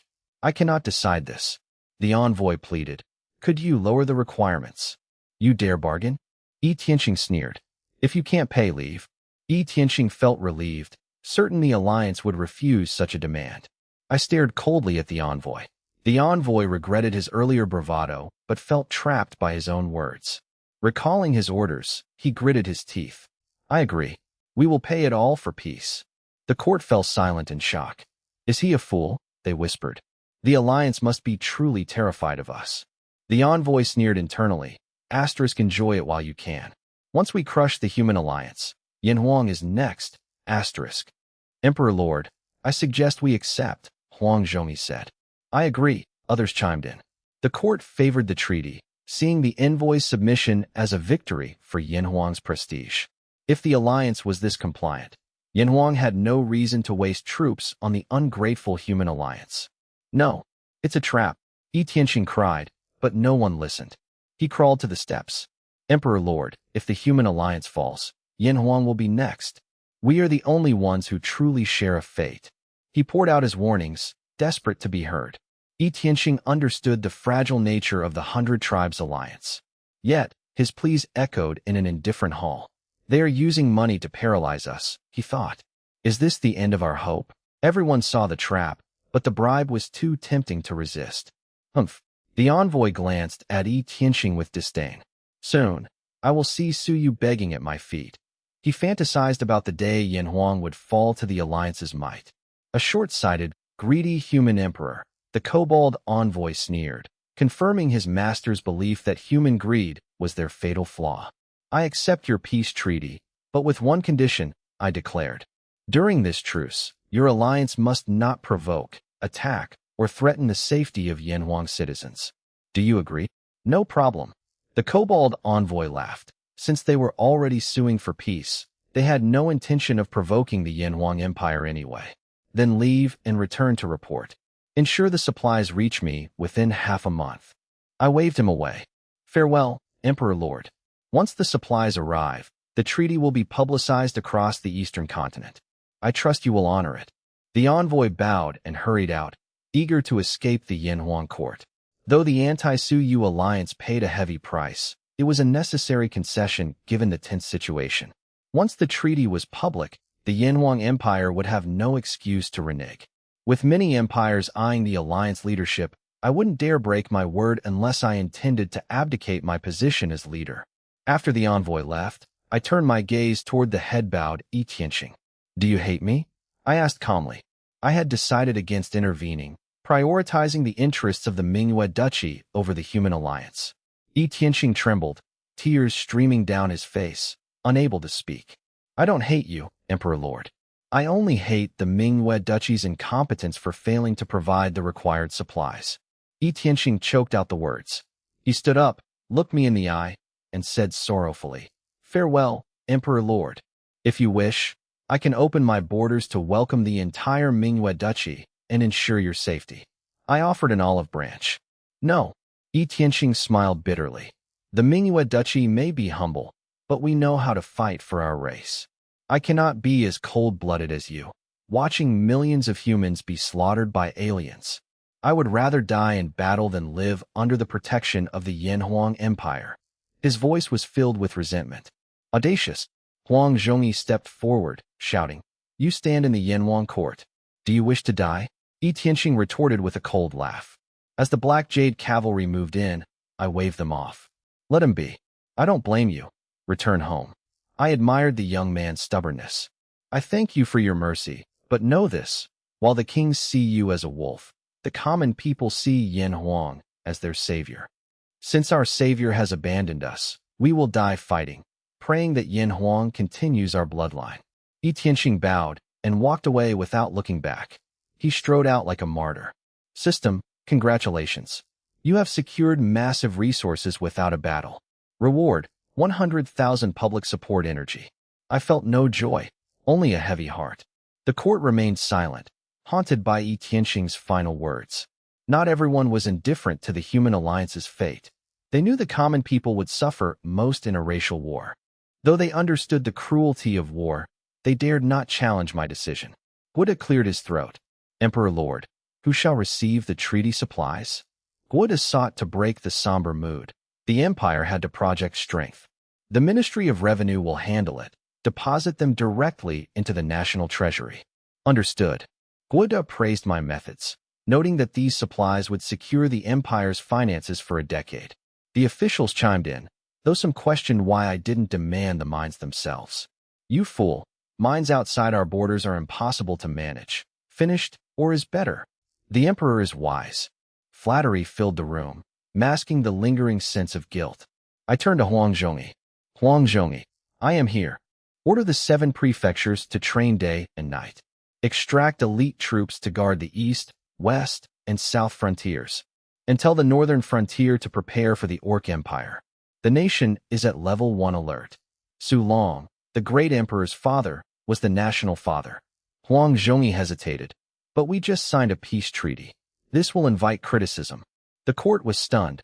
A level 1 alert meant total war. Was I planning to break the treaty? I am the Yanhuang Emperor.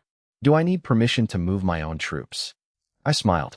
I only promised not to attack under certain conditions, not that I would never attack. His tone was cryptic. The officials realized I intended to take the supplies and then find a pretext for war. Understood, Huang Zhongyi replied. Guoda, contact the other alien clans. Tell them I have a business deal for them. Those who come late will miss out. Understood. What about? The officials were baffled. Involving the 100 Tribes Alliance would only give their enemies more leverage. I waved my hand. Dismissed. Court dismissed. The officials knelt. Long live the Emperor. I returned to the Imperial study, skipping lunch. Yi Tianxing's words had struck a nerve. The young man's blood and defiance reminded me of my own past. To rise above all and secure the human race's future, that had once been my dream, too. Reality is harsh, and people change. Influenced by the Eastern continent's situation and the Yanhuang Empire's interests, my decisions have drifted. I have had to make concessions and even cooperate with alien races to maximize my gains. As a monarch, one must consider more than just military conquest to govern effectively. For the sake of Yanhuang and the ultimate rise of the human race, I have had to be ruthless and accept the sacrifice of others. The board is set. The Yanhuang Empire is ready to close the net once the final pieces fall into place. In the Imperial study, I opened the system Myriad Worlds Mall. I searched for a troop blueprint for the Women's Legion, and the system returned one perfect match. Women's Army Troop Blueprint, exclusive to female soldiers. Under female command, the Army gains a morale boost and a 50% increase in overall combat power. Capacity, 1 million. Cost, 100,000 public support energy. A formidable army, especially with the added strength bonus under female leadership. With a capacity of 1 million, this is an excellent blueprint. I was satisfied and purchased it immediately. Over the next half-month, I cultivated 200,000 female soldiers into the women's army. Each underwent 2 rounds of cultivation, first to peak solidification realm, then to peak Ninghan realm. The total cost was 1.2 million public support energy. A 200,000-strong army at the peak of the Ninghan realm was formed, led by Hua Milan, with Su Huimi as deputy. I appointed Su Huimi as deputy to ensure Hua Mulan's military talent remained uninhibited by the Empress's status. With the women's army complete, I also upgraded Zhao Zilong's 100,000 white horse Yitzhong. They underwent 2 rounds of cultivation, first to peak solidification realm, then to first-tier Baisui realm, costing 600,000 public support energy. I now command 1.6 million elite system-trained soldiers, excluding the Black Jade Cavalry and regular forces. The Yanhuang Empire once held off the Orc Empire with only 100,000 Black Jade Cavalry. Now, I possess a massive, hidden force of elite soldiers. This million-strong force is ready to shake the world. I also received 3.65 million public support energy for the month. Meanwhile, the Anti-Suyu Alliance's supplies arrived, and the peace treaty with the Yanhuang Empire was made public, shocking the continent. The Yanhuang Empire abandoned the human alliance at its most critical hour. Within the alliance, there was anger, despair, and desperate pleas for Yanhuang to intervene, offering vast resources in exchange. But the Anti-Suyu Alliance would not allow it. On October 1st, year 1 of the Yanhuang calendar, the Anti-Suyu Alliance, led by the Dark Knight race, launched a 26 million-strong force into the human alliance's territory. This move shocked the Eastern continent, marking the first step in the alliance's plan to exterminate the human race. The war had begun. As war raged and civilians suffered, The Human Alliance's southeastern borders were hammered by the Anti-Suyu alliance. Human soldiers held the line at a heavy cost, losing hundreds of thousands of men in the first wave alone, even without the enemy deploying legendary realm martial artists. The situation was dire. With reinforcements and supplies pouring in for the Anti-Suyu alliance, the two sides entered a tense standoff. In reality, the Human Alliance was merely struggling to defend, with no hope of a counterattack. Observers noted that without legendary realm experts, the Human Alliance could not win. Even without the Dark Knight race's legendary experts, the remnants of the Ogre Empire's legendary forces could crush the Alliance. A single legendary realm martial artist is enough to wipe out a duchy. The Human Alliance lacked a major power to lead them, making them unable to resist the Dark Knight race. Many wondered why the Yanhuang Empire, the only human nation with legendary experts, remained idle while their own race was being slaughtered. Some speculated that internal human infighting and suspicion prevented me from acting. The entire continent watched the Yanhuang Empire, waiting for my next move. Yet, the Yanhuang Empire remained quiet, pulling back its troops from the Hundred Clans Alliance and maintaining a defensive posture. The Human Alliance, having lost hundreds of thousands of soldiers and several Nirvana realm experts in the first battle, was desperate.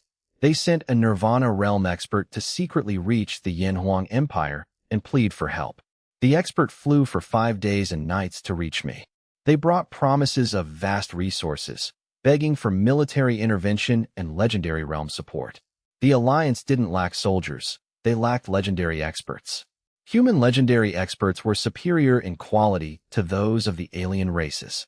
Humans are recognized as the race most suited for martial Tao beyond the legendary realm. To the Alliance's shock, I refused, citing the need to uphold the peace treaty. Even when the Alliance offered 100 times more resources, Yanhuang refused to move, shocking the continent. Many questioned if I had gone mad, abandoning my own race to honor a treaty with my enemies. While some criticized me, others disagreed. They argued that I, ranked third on the Great Emperor rankings, was not a fool. I must have a deeper plan. They reasoned that I was constrained by the peace treaty, which was being used by other empires in the Hundred Clans Alliance to keep me in check. The Dark Elf, Three-Eyed, Elemental, and Half-Dragon empires all coveted the leadership position, while the Orc and Wing Tribe empires held grudges against Yanhuang.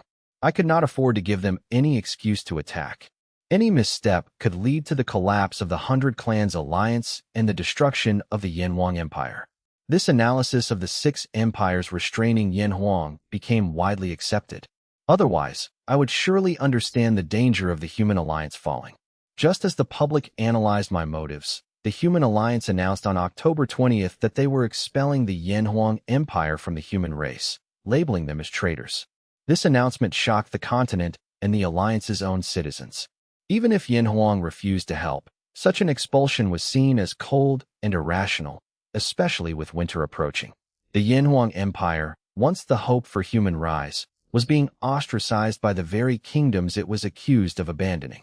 Observers wondered if the kings of these kingdoms had lost their minds, failing to see that Yanhuang was walking on thin ice. The news spread rapidly. The Human Alliance had thoroughly offended me.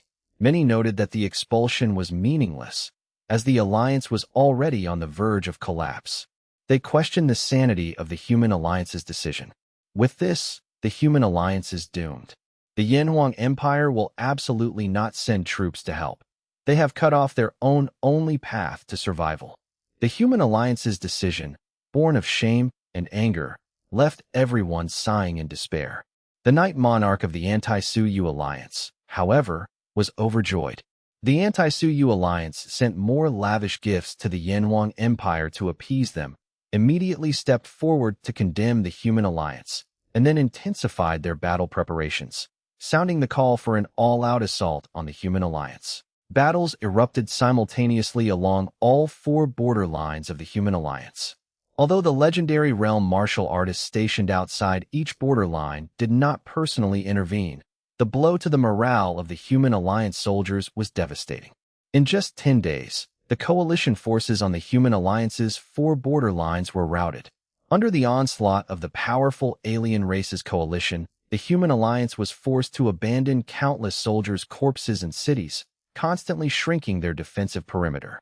Within 10 days, 6 human duchies had already been wiped out. The human alliance was mired in a bitter struggle. Clearly, the Night Monarch did not want to expend his legendary realm combat power. He wanted to reap the greatest results with the minimum cost. He was confident that in about 3 months, he could completely devour the human alliance. Only then would he gather all his legendary realm experts and his victorious army to lay siege to the Yanhuang Empire. Yet, at this critical moment of life and death for the human alliance, the Yanhuang Empire remained completely calm. I had received another batch of monthly public support energy, with 3.78 million points credited this time. Instead of hoarding it, I spent 4 million public support energy points to purchase 4 Lord Servant Supreme Realm pills, elevating the martial Dao strength of Bai Qi and Hua Mulan to the legendary realm.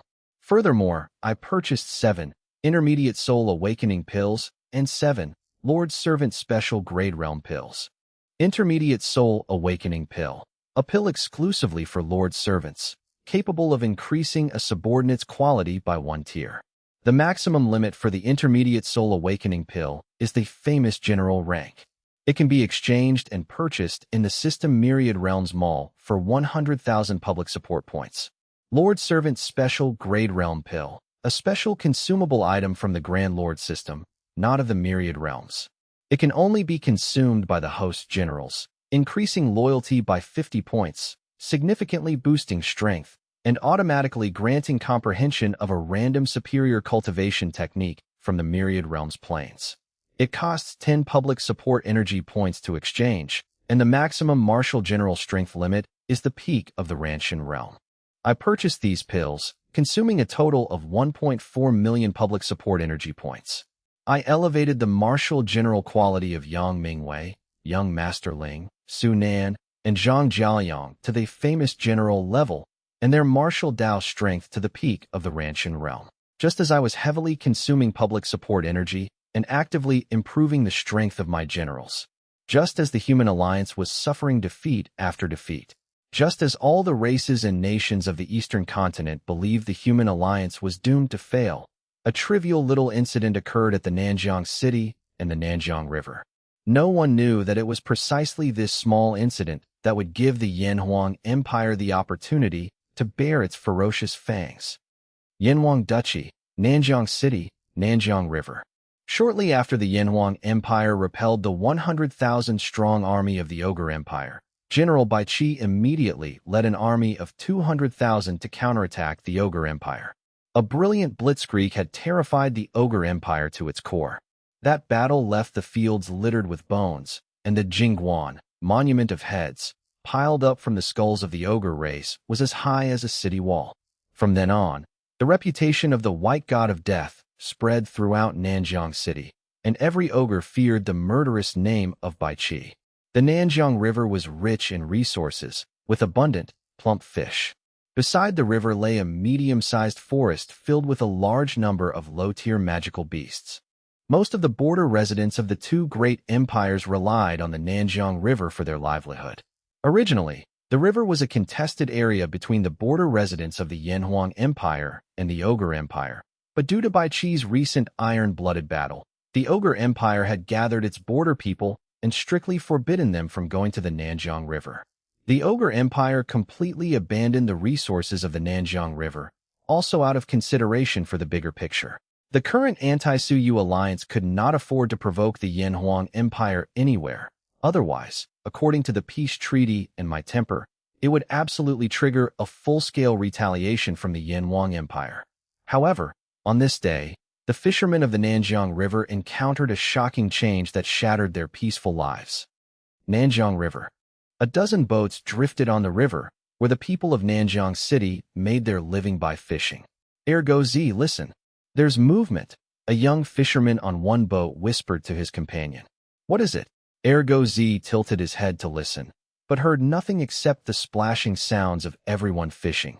There was no other movement. Ergo Z couldn't help but complain.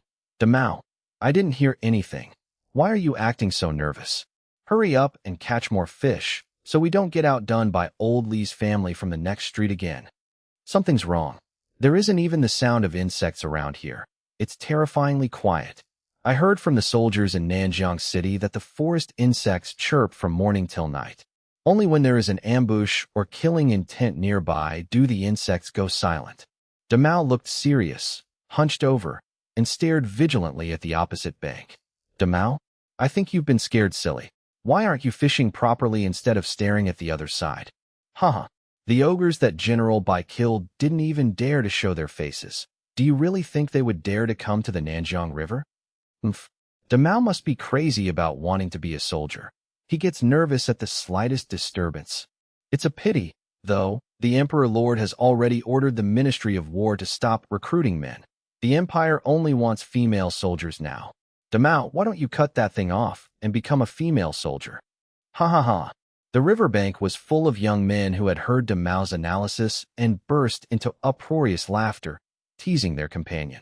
Damao, however, remained calm, still listening intently. Ergo Z grew anxious and quickly grabbed Damao's arm, urging him in distress. Damao, stop spacing out. Hurry up and fish. They've already filled 5 baskets. We only have 3. If we lose this time, I'm not paying to treat them to drinks. You'll have to pay for it. Shoo. Damao waved his hand, dove into the river with a splash, and swam stealthily toward the opposite bank. You sigh. Ergo Z stomped his feet in anger and had no choice but to fish hard himself, ignoring Damao. Just as the laughter of the youths continued to ring out, a sharp, shrill scream suddenly shattered the tranquility of the Nanshan River. Ogres! The ogres are here. The ogres are eating people. This sound left the youths of the Nanshan River stunned. Many dropped their fishing rods into the river with a clatter. The ogres were here. Everyone turned in unison, looking toward the opposite bank with terrified expressions. Roar! A deafening roar erupted, and several 3-meter-tall ogres suddenly burst through the jungle, appearing right before the youth's eyes. In front of them were several blood-stained humans, running frantically for their lives. By the looks of it, they were ordinary residents who had been hunting outside Nanshan City. It's Uncle Lu Air and the others. Damao emerged from the water and couldn't help but gasp. Run! Damao, Ergo Z, run! Uncle Lu Air's voice was shrill. His body was covered in horrifying wounds, blood spurting out constantly. Roar! An ogre stepped forward, its broad palm reaching out to grab Uncle Lu Air's back. Swish! Uncle Lu Air raised the wood-chopping knife in his hand and slashed backward. Clang! A metallic clashing sound rang out. Gangchi radiated from the ogre's palm, blocking the knife, and it grabbed Uncle Lu Air in its hand. Ah! Uncle Lu Air's voice was incredibly shrill. The ogre examined him, a bloody light flashing in its large, blood-red eyes. The ogre opened its mouth, intending to shove Uncle Lu Air inside. Crunch! The ogre bit off Uncle Lu Air's leg. Ah! Uncle Lu Air let out a massive, agonizing scream. Blood flowed out, and the pungent smell of blood made the youth's hair stand on end. They were furious to the extreme. Don't you dare hurt my uncle! Damao roared, grabbed a javelin from the boat, and threw it with all his might. Swish! The javelin was incredibly accurate, flying straight into the ogre's eye. With a squelch, it shattered an eyeball. What precise technique! A voice filled with surprise and suspicion came from the dense forest, but it was drowned out by the ogre's roar. Roar! The ogre, in pain, dropped Uncle Lu Air and charged toward Damao. The ogre was covered in radiating Gangchi, its face ferocious, murderous intent surging, terrifying to the extreme. Damao! Ergo Z shouted, wanting his companion to retreat. Go! Everyone get in the water! Save Uncle! Damao took a calm, deep breath and dove into the water. The youths didn't know why the ogres had suddenly appeared near the Nanshan River, nor did they know the reason, but they knew it was a moment of crisis. As youths of a border city, they were not afraid of death. They had to save people. Splash! Splash! Splash! The youths abandoned their boats, grabbed crude weapons, jumped into the river, and went into hiding. The October River water was freezing. Even though the youths were excellent swimmers, many were shivering. But at this critical juncture, everyone gritted their teeth and endured it. Swish!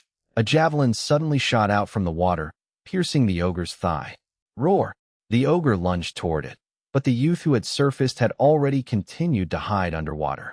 Although the youth's attacks were minor, they were incredibly irritating. Several ogres abandoned Uncle Lu Air and the other hunting humans, drawn away by the youth's constant harassment. Splash! Damao surfaced from the bottom of the water, and with several other youths, stealthily dragged the dying Uncle Lu Air and the others. The youths moved like agile loaches, splashing water, holding the wounded high, and swimming rapidly to the opposite bank. Hurry! Ergo Z! Don't get tangled in a fight. Go back to the city and tell the soldiers. Damao roared. Okay. Ergo Z surfaced from the river, waving his arms and shouting. Brothers, retreat. Swish, swish, swish. The youths frantically threw their javelins to force the ogres back, then dove into the water one after another, swimming to the opposite bank. They didn't even care about their day's catch. They carried the wounded on their backs and ran wildly toward Nanshan City. Roar! Roar! Only the angry roars of the ogres remained, echoing in vain.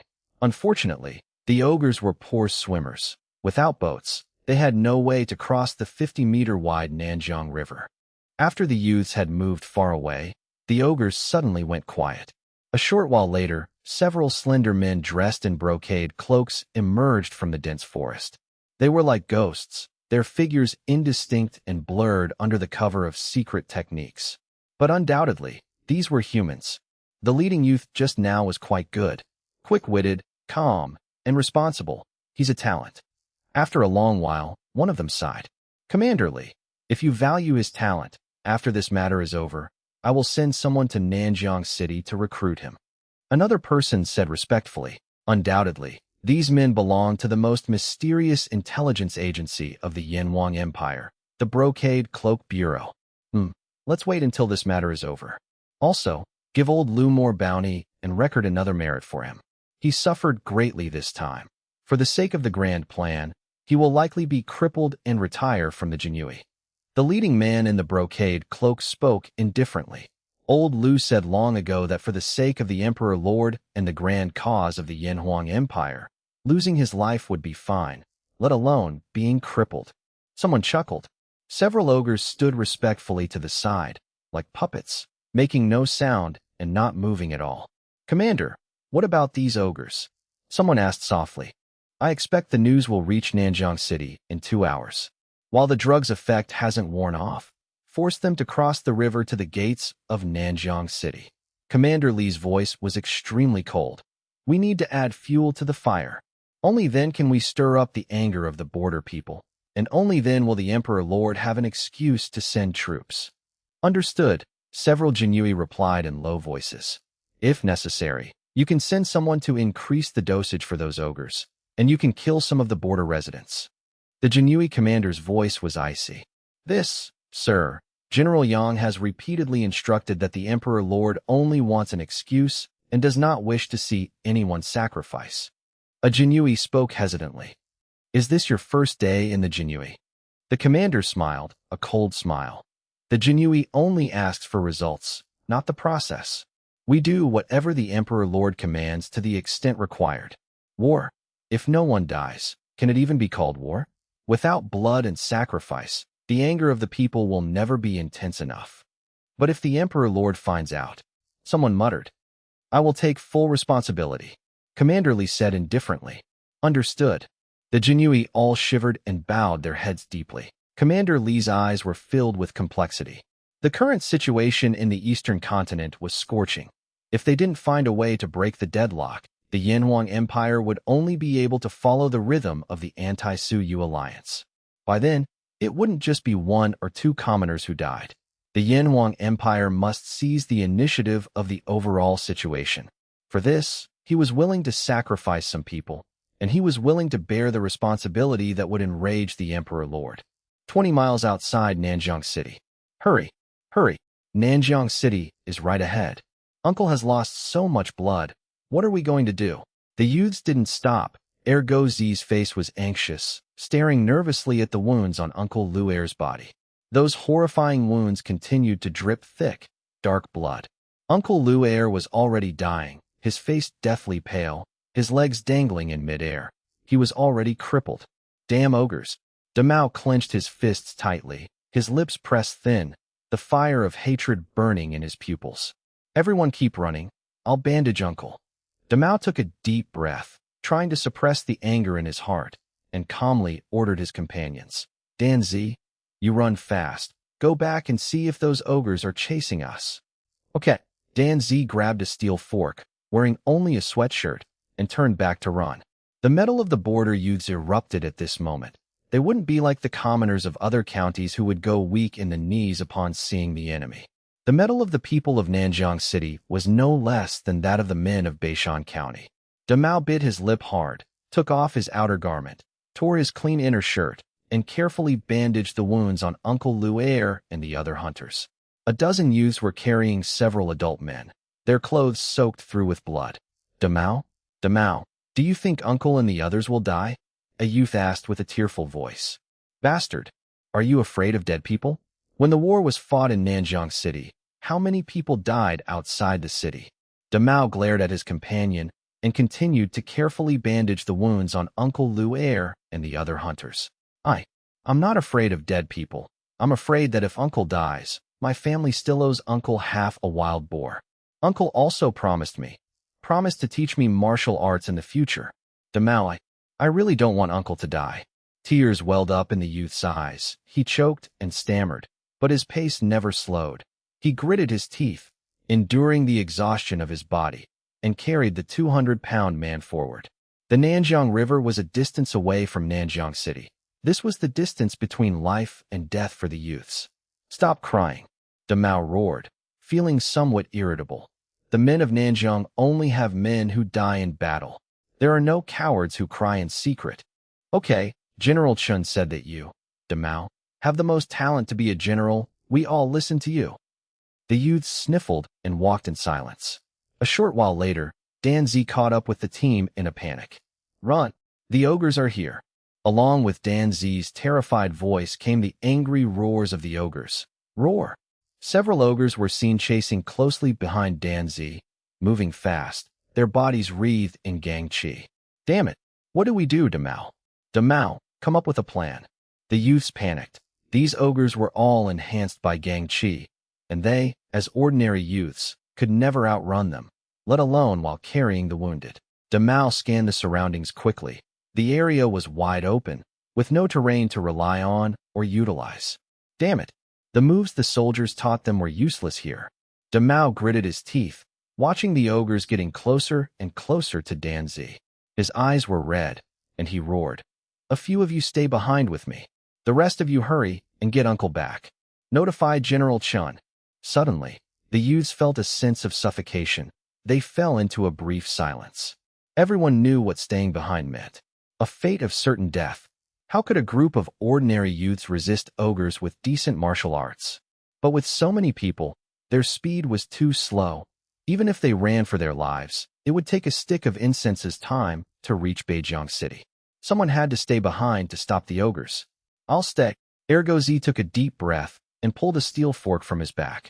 His arms were trembling, but he couldn't bring himself to abandon his companions and return to the city alone. I'll stay too. Get out. You hurry back. Your second brother is already dead. Your mother can't lose another son. I still have an 8-year-old brother at home. I'll stay. But, stop talking. Get out of here.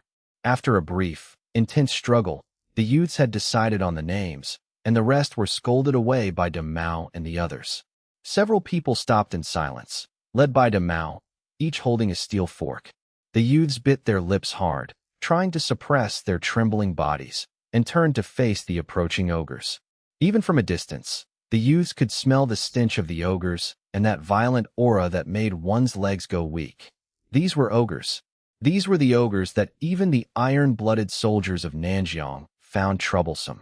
Now, this group of immature youths, had to face this great enemy of Nanjiang City. Ah, Damao, don't you dare die, damn it. The other youths carrying Uncle Luer and the others roared frantically, their voices filled with sorrow, large tears rolling down their faces. Yet they couldn't look back.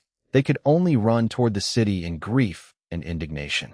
With nowhere to vent their grievances, in order to bring the information back, They had to choose to be the cowards who abandoned their companions.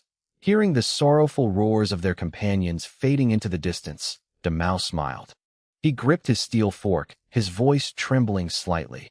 "Brothers, do you remember what the storyteller at Tianshan restaurant said? The myriad races of the Eastern continent all think that our Yanhuang Empire is a coward that doesn't dare to send troops. They all think that our human race only knows how to fight among ourselves and doesn't know the meaning of sacrifice and unity.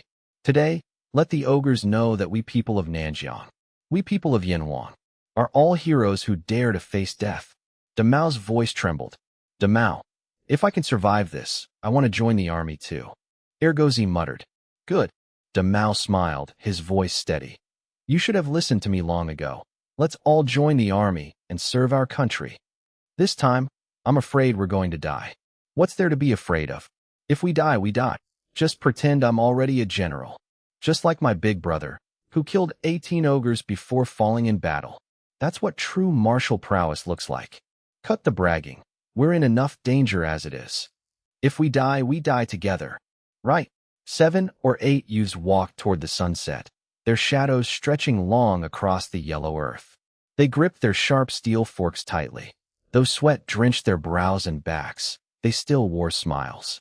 They realized that sacrificing themselves for their country and people was a thrilling, noble act. This was the fire of youth.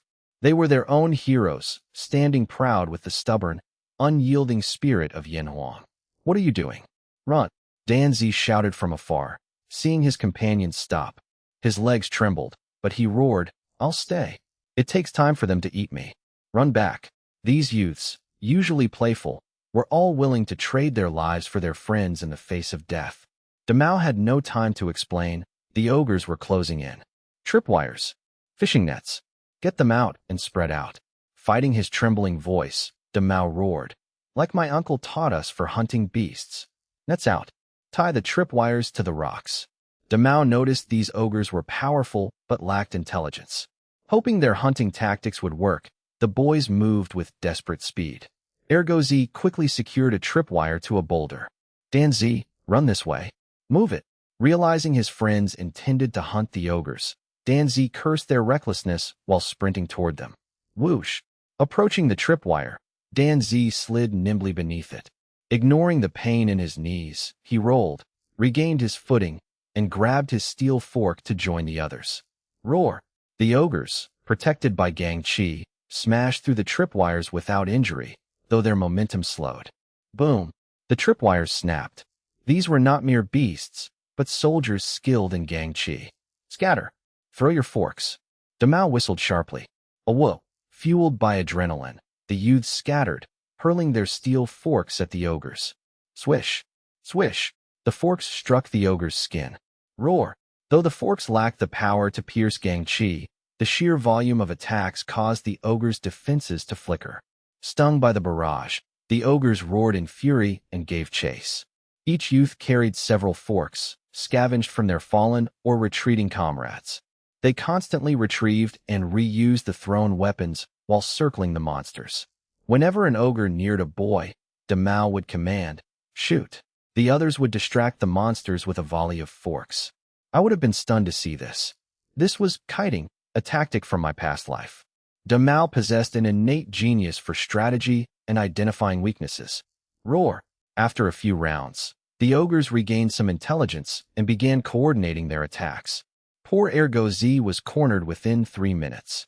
Swish! As a bloody claw descended, Ergozi collapsed, screaming, "Demao!"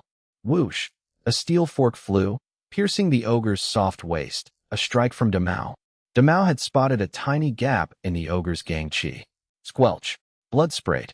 The ogre turned its focus toward Demao, who turned and fled with the agility of a rabbit. The ogres, now focused and intelligent, ignored the others to hunt the leader, intent on devouring him. Surrounded on all sides, Demao had nowhere left to run. "It's over." Demao gripped his fork. "Save Demao," the others roared. "Don't come over. Run. They should be at the city by now. Just go." Demao laughed defiantly. "Come and get me. My dream was to be a general of the southern frontier. Dying for Yanhuang is an honor. My father killed enough of you. I'm not afraid." The ogres lunged. Ergo Z threw himself at an ogre, clinging to its arm. Roar! The ogre ripped Ergo Z's arm clean off. Rip! Blood sprayed across Damao's face. The warmth of his friend's blood hit him. Ah! Ergo Z screamed in agony, still clinging to the ogre. Damao, run! Charge! The other youths rushed in, grabbing the ogre's limbs to protect Damao.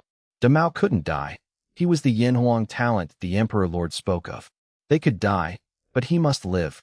The boys fought with desperate strength, their blood burning against the cold wind. Roar! The ogres tore the boys apart, tossing their broken bodies aside like trash.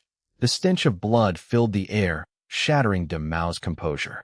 He watched in horror as his brothers fell, protecting him. The trauma was unimaginable. Having discarded the wounded, the ogres fixed their blood-red eyes on Damao. Their killing intent and gangchi surged. Surrounded, Damao felt the weight of total despair. He had done his best to lead them, but he had failed to protect his friends. Despite his wit and courage, they were all going to die here as food. Swish!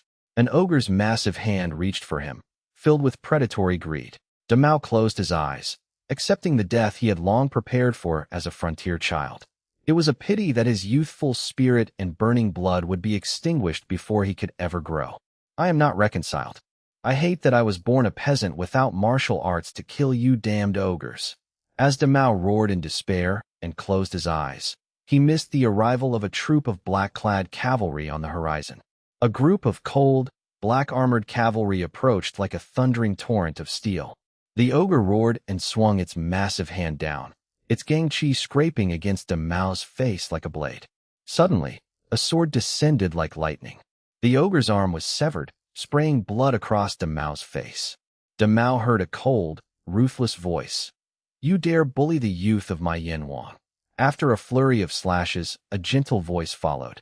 Child, open your eyes. Damao opened his eyes to see the ogres dead on the ground, each with a single bloodstain on their forehead. They had been dispatched cleanly.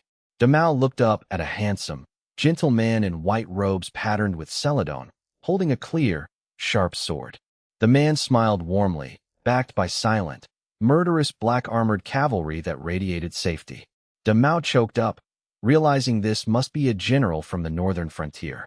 General, please, save my brothers. Damao knelt, his first thought being for his comrades. General? Do I look like a military general to you? I smiled and waved. Men, treat them, and bring the wounded and the ogre corpses back. Yes. Suba roared as black jade cavalry dismounted to tend to the wounded. The man had referred to himself as Zhan. In the Yanhuang Empire, only the great emperor could use that title. Damao was stunned. He had been saved by the great emperor himself, a supreme honor. His mind was a blur. He couldn't fathom why I was in the southern frontier. This bailing pill is for the Imperial Guard. It will save your brothers. I smiled, and Damao, legs weak, kowtowed in gratitude. He felt a deep, fanatical worship for me, far surpassing his fear of the ogres. He trembled with excitement. I saw and heard everything. I patted his shoulder. You all did well. You did well. Thank you, Emperor Lord. Damao regained his composure. I admired the boy's tactical layout against the ogres. It was rare for a peasant child. The boy's cry reminded me of my own desperate struggle against the Dark Knight race at the imperial capital. I, too, had once hated the heavens for denying me the chance to grow. I was moved. What is your name? Wang Zhe, son of Wang the Butcher from the East Street of Nanjiang City. Wang the Butcher? The soldier who died at Nanjiang River to warn us of the ogre ambush. Wang Zhe was shocked that the emperor knew his father. Yes, Emperor Lord. A hero's descendant. You are just like him. I smiled. Your father rests in the Imperial Martyr's Mausoleum. If you wish, join my ranks as a junior officer, so you may be near him. Wang Zhe was dumbfounded. This was a golden opportunity, the same path taken by legends like Zhao Zilong and Gao Shan. I am willing. Thank you for your grace. He had always dreamed of fighting for the emperor. Bring your mother to the imperial capital as well. I added. A youth must shoulder family responsibility before national duty. Yes, Emperor Lord. Wang Zhe kowtowed. I pulled him onto my horse. I had come to the southern frontier to oversee layouts and connect with my people. I valued talent and practiced humility. I wanted to show the people that talent would always be rewarded. I rode off, ordering Su Jiao to handle the aftermath. Wang Zhe followed, confused but silent. At the river, Su Jiao arrived with a cold gaze. "Come out." Commander Li and his Jinyui emerged from the forest, sighing. "The emperor loves his people. Your schemes nearly killed Wang Zhe. You deserve death, but the emperor spares you for your past service. Do not harm our own again." Su Jiao's blade hummed with his fury.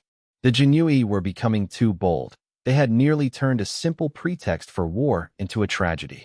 General Su is right, but some things must be done. Commander Li smiled. If the targets weren't Yanhuang descendants, our methods would have been even crueler. Are you not afraid of the emperor's wrath? I am, but some things must be done. Li explained that only extreme measures could incite the public and justify the war. Before Su Jiao could strike, Li cut off his own finger with a dagger. The Jinyui are strict. I punish myself to prove my loyalty. Li knelt. Tell the emperor, we know our methods bring no glory, but for the rise of Yanhuang and the human race, the Jinyui will bear the infamy. The Jinyui consisted of 5,000 system-bred soldiers and 30,000 others. Su Jiao hissed. Li stood. I will report to General Yang for further punishment. Su Jiao snorted and rode away. Li smiled. The layout worked. Now, it is time for Yanhuang to perform. His men sighed, but Li laughed. General Yang won't actually punish me that severely. Enough. Notify the Southern Bureau to infiltrate the Ogre Empire and prepare for our counterattack. The Jinyui bowed. In Nanjiang City, the people gathered to welcome me, and I greeted them warmly on foot. Sharp-eyed citizens spotted Demao, the young man leading my horse, and cheered in recognition. The crowd erupted in excitement, marveling that the emperor had personally rescued Demao and his companions, who were now honored to serve me. The city knew that Demao and his group had been ambushed by ogres while covering for Uncle Lu Air and the others. Citizens hailed the emperor for setting aside his status to personally welcome the survivors back. They praised the emperor for loving his people like his own children. The cheering grew like a tidal wave, the fervor warming the frigid southern frontier air. Wang Zhe, standing behind me, felt the weight of the people's reverence and spotted his own mother weeping with joy in the crowd. Following the emperor brought immense glory, a sentiment Wang Zhe deeply savored. I signaled for the crowd to part and headed toward the local infirmary. Generals and soldiers had already secured the area, with a massive crowd gathering outside. Inside, the occupants knelt in shock and reverence as the emperor entered. Generals Bai Qi and Zhao Zilong were among those present. I gently helped the old doctor up, learning that Uncle Lu Air and the others were stable thanks to his treatment and the emperor's medicine. The old doctor sighed, reporting that while their lives were saved, they would likely remain crippled. He credited the emperor's miraculous medicine for their survival. Guards relayed the doctor's report to the waiting crowd outside. The people praised the emperor's benevolence. They realized that without the emperor's visit, the victims would have surely perished. The crowd grew indignant at the ogre's audacity in attacking despite the emperor's presence. Some debated the morality of the ogre aggression against local hunters. Others urged caution, fearing that criticizing the ogres might complicate the delicate geopolitical situation in the eastern continent. The murmurs outside reached those inside the infirmary, creating a tense atmosphere. The occupants, all skilled in martial arts, heard every word clearly. The incident was a complex political matter. On a small scale, it involved mere peasants. On a large scale, it threatened the emperor's reputation. Mismanagement could tarnish my image as a protector of the people. The outcome rested entirely on the emperor's decision. Guoda cautiously suggested they visit other parts of the city to distract from the grim news. The word crippled hung heavily in the air. I looked at Uncle Lu Air and coldly asked Guoda why he had come to the southern frontier. Guoda replied that it was to alleviate the people's suffering. I retorted that if a strong hunter being crippled by ogres wasn't suffering, then what was? Guoda nervously agreed, sweating profusely. He inwardly cursed the ogres for attacking and, worse, doing so while the emperor was watching. Guoda was unaware of the Jinyui's secret plans, known only to me and my inner circle. Seeing my icy expression, Guoda realized the emperor's intent and begged him to reconsider the political repercussions. Guoda knelt, pleading for caution. I sighed, insisting I owed the victims and the people justice. I declared that my vow to protect my people was absolute, even at the cost of my own life. The generals were stunned by his resolve and knelt in respect. I ordered the doors opened, determined to address the people. The Black Jade cavalry opened the doors to the expectant crowd. I stepped out, facing the masses. I addressed the crowd regarding Uncle Luer's condition. I recounted the ambush and the bravery of Wang Zhe and the others. I confirmed that while saved, Uncle Luer would be permanently crippled. My cold tone left the crowd in stunned silence.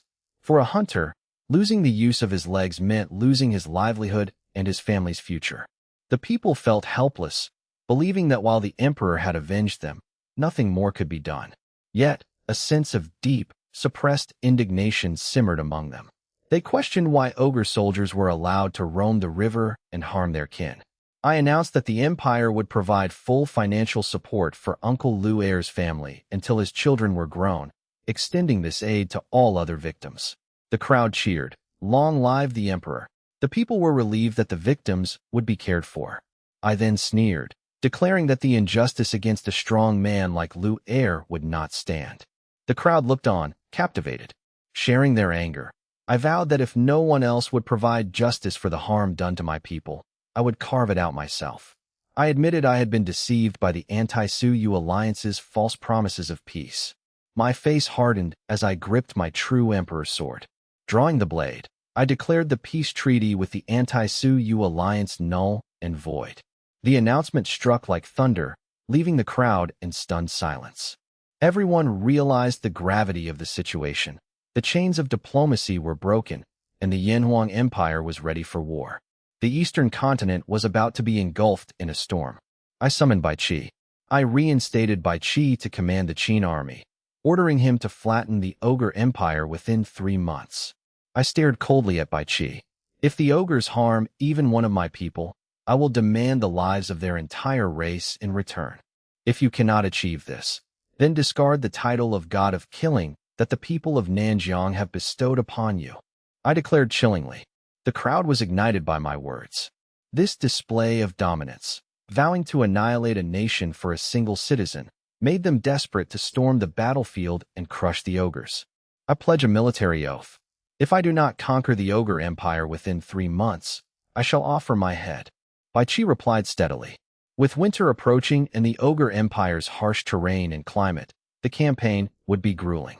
Yet, Bai Qi remained confident. I nodded in satisfaction, and the citizens erupted into thunderous cheers of "Long live the emperor." The roar of tens of thousands echoed over Nanjiang City, shaking the very sunset clouds. The people were moved. Across the eastern continent, no other ruler protected his subjects with such fierce, uncompromising devotion. I might not be the most traditional sage king, but my protectiveness provided my people with unparalleled security. I smiled and gestured for the crowd to calm down. I ordered the medical facilities to tend to the wounded, then led my generals into the city lord's mansion for strategic planning. The citizens parted, watching me with fervent adoration as I entered the mansion to convene with my commanders. Wang Zhe, now my personal guard, stood by despite lacking combat strength, yet no one dared look down on him. He consciously took on the role of a servant, pouring tea for the emperor. The clever boy had quickly mastered the art, performing his duties with surprising grace. I sat before my gathered officials: Guoda, Di Renjia, Li Yuanfang, Bai Qi, Su Ba, Su Jiu, Gao Shun, Ling Yu, Zhang Jiaoyang, Huang Mulan, and Zhao Zilong. Though I hadn't brought my full retinue, the mansion felt like a miniature imperial court. Bai Qi, take command of the million-strong Qin army. Di Renjia will serve as strategist, and Li Yuanfang as deputy. Strike hard, but do not underestimate the ogre empire. I set down my tea, my voice grave. The 3 officers stood and bowed respectfully. Remember, while I promised a deadline to the people, do not grow complacent. A swift victory will provide vital support to our other fronts. Bai Qi nodded in acknowledgement. Guoda trembled, asking, Emperor, are we planning to engage in multiple theaters of war? Multi-front warfare carried immense pressure. A single misstep could mire the empire in a quagmire. I smiled. Gua, do you think the Anti-Suyu alliance will sit idle? If you were the Dark Knight race monarch, what would you do? I would let the ogres resist while using my legendary realm experts to crush the human alliance first, then turn on Yin Huang, Guo mused. Exactly. So, I will strike first and give them no room to breathe. I laughed. Since we have torn off the mask, we will strike hard. I intend to open a front in Nanshan and intervene in the human alliance conflict. My smile carried a coldness that sent a shiver through those present. With Yin Huang's formidable legendary realm experts, their intervention would make it impossible for the Anti-Suyu alliance to easily conquer the human alliance. By dragging the alliance into a war of attrition, the Ogre Empire's vast territory would fall into Yin Huang's hands. My true goal was the Ogre Empire, but I would not miss an opportunity to strengthen myself while aiming to unify the humans of the Eastern continent. I planned to use the war to trap my enemies, leverage my status as leader of the 100 Clans Alliance to deter other empires, and annex the Ogre Empire under a righteous banner. This was the entirety of my layout. Like a strategy game, one must never rely on brute force alone or underestimate opponents. Consuming weak empires to grow while balancing powerful enemies was the true path. My caution, even with the system, was why my generals remained undefeated.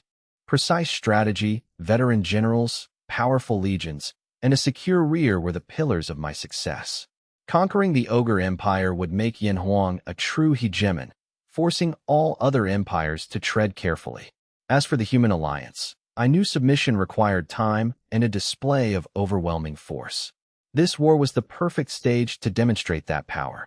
Hua Mulan, Ling Yu, Gao Shun, Su Nan, Zhao Zilong, Su Ba, Su Jiao.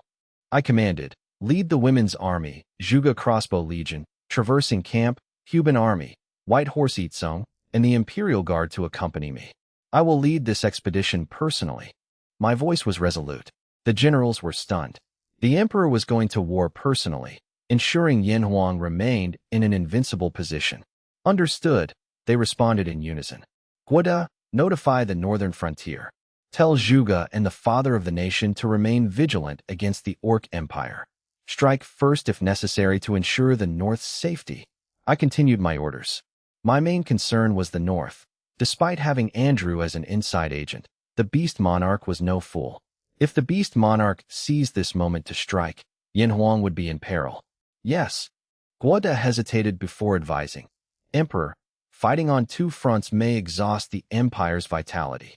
With our forces in the north, east, and west occupied, and by Qi leading 1 million men, we have fewer than 1 million left for the Human Alliance front. And with you leading the expedition, the force size is quite small. Guoda spoke with cautious concern. He was genuinely worried about the Empire's resources and the risks of my plan. He feared that taking only 610,000 troops to the Human Alliance would put the Emperor in danger. It is fine. I waved my hand dismissively. It seems you still doubt our soldiers' strength. Bai Qi, Mulan, Gao Shun, Ling Yu, show him what you are capable of. Understood, the generals replied. Di Renjia remained silent, calculating how best to perform his role as strategist in the Nanjiang theater. Go, prepare the troops. Nanjiang is in your hands. I returned to the imperial capital to mobilize for the Human Alliance expedition. I took a deep breath. Emperor, it is late. Perhaps rest until morning? Su Ba urged. He was deeply concerned for my health after my relentless travel. Speed is the essence of war. We depart tonight. I added, do not grow careless.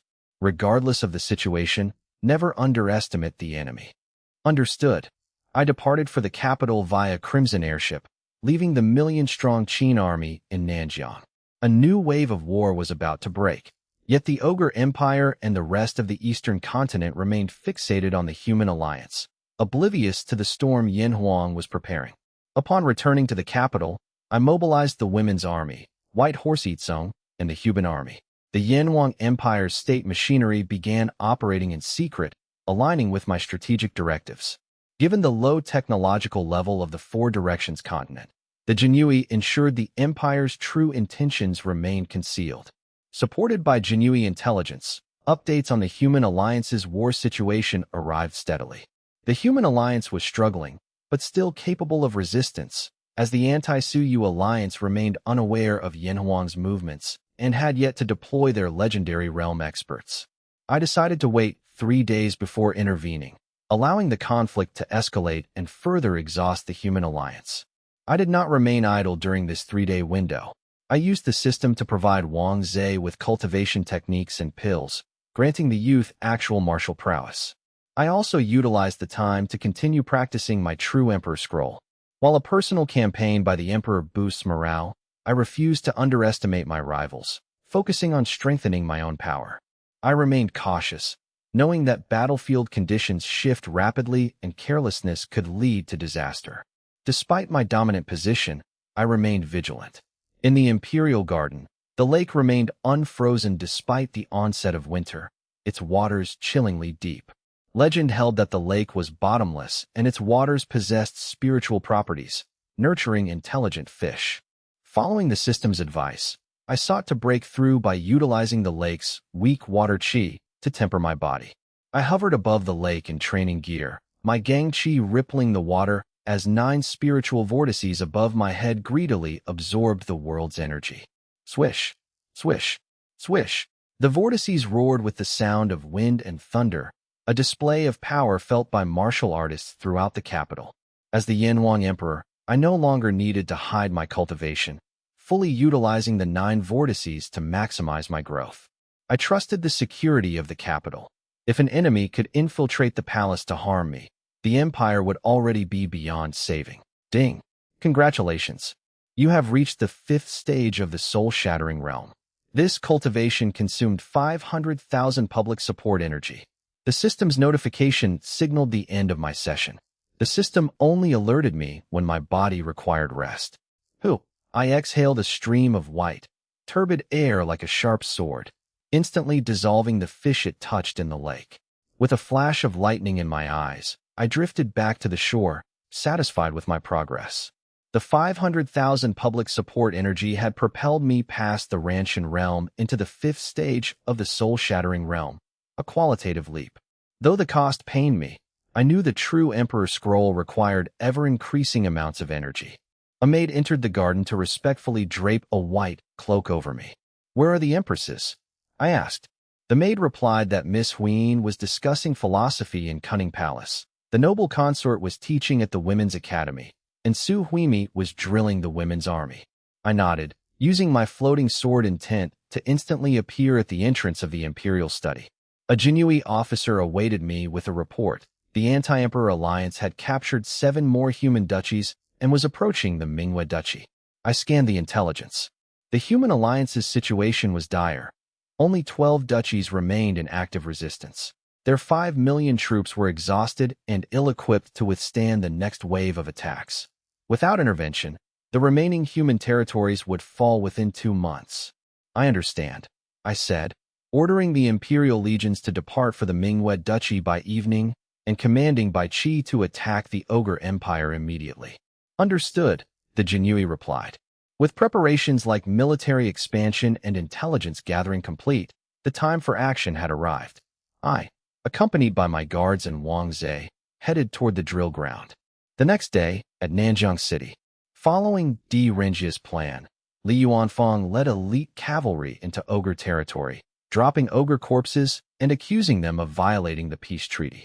The Ogre border commander, panicked, attempted to appease the Yanhuang soldiers while secretly notifying the Ogre Emperor.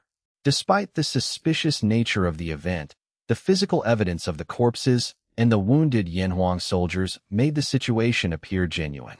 To appease the Envoys, the Ogre commander invited Li Yuanfang and his men into the city for a banquet. During the feast, the Ogre commander repeatedly promised to uphold the treaty and investigate the misunderstanding. The Ogre Empire, fearing the Yanhuang Empire while they were busy conquering human lands, sought to avoid conflict at all costs. Through gifts and flattery, the Ogre commander believed he had pacified Li Yuanfang. The commander even asked Li Yuanfang to withhold the report from the Yanhuang Emperor until the matter was resolved, to which Li agreed. 3 days later, the Ogre Emperor sent word that the incident was caused by soldiers who had ingested hallucinogenic herbs. The Ogre Empire offered compensation, but denied any state-sanctioned massacre. Li Yuanfang remained stoic, feigning acceptance and inviting the ogre commander to another banquet to clarify things, plying him with drink. Once the commander was incapacitated, Li Yuanfang opened the city gates for the waiting Qin army. Bai Qi had brought 120,000 cavalry, and the city was soon engulfed in flames. The Qin army slaughtered the sleeping ogre soldiers, and Li Yuanfang personally decapitated the drunken commander. Panic erupted as the ogres realized the Yanhuang Empire had betrayed them, with screams echoing from every gate. Bai Qi did not need to intervene personally. The Qin army's superior combat prowess crushed the ogres, whose physical size proved useless against the martial Dao experts. Thanks to Bai Qi's military talents, every one of the 120,000 Qin soldiers possessed Nanshan realm strength. The ogre soldiers, already terrified of the Qin army, were unable to mount any effective resistance. By morning, the border city had fallen, with almost no survivors among the ogre military. Bai Qi ordered the remaining Qin forces to occupy the city as a strategic base for the coming campaign. He then ruthlessly ordered the slaughter of the entire population.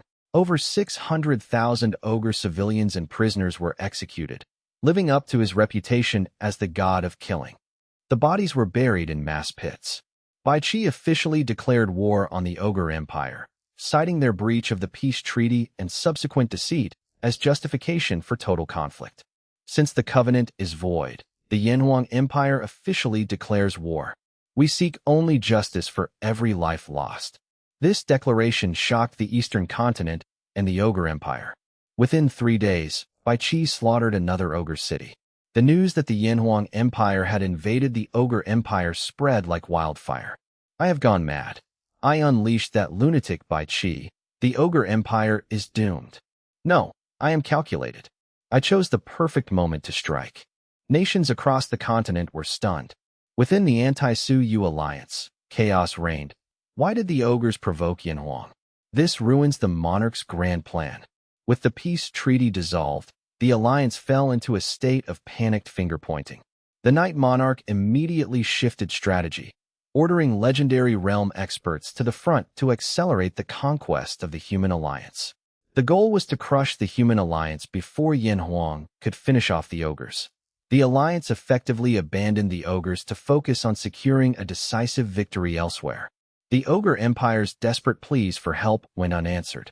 Forced to fight alone, the ogre emperor gathered his remaining million troops. The Night Monarch cruelly manipulated them, promising that conquering the human alliance would save their homeland. Driven by this lie, the ogre troops fought with suicidal ferocity, pushing the human alliance to the brink. Meanwhile, the ogre empire's own legendary experts returned home to assist in the defense against Bai Qi. 3 days later, at the borders of the Manhua duchy, outside the city, a sea of enemy forces gathered, including massive ogre heavy infantry. The ranks were filled with javelin-throwing kobolds and Dark Knight race aerial cavalry circling above.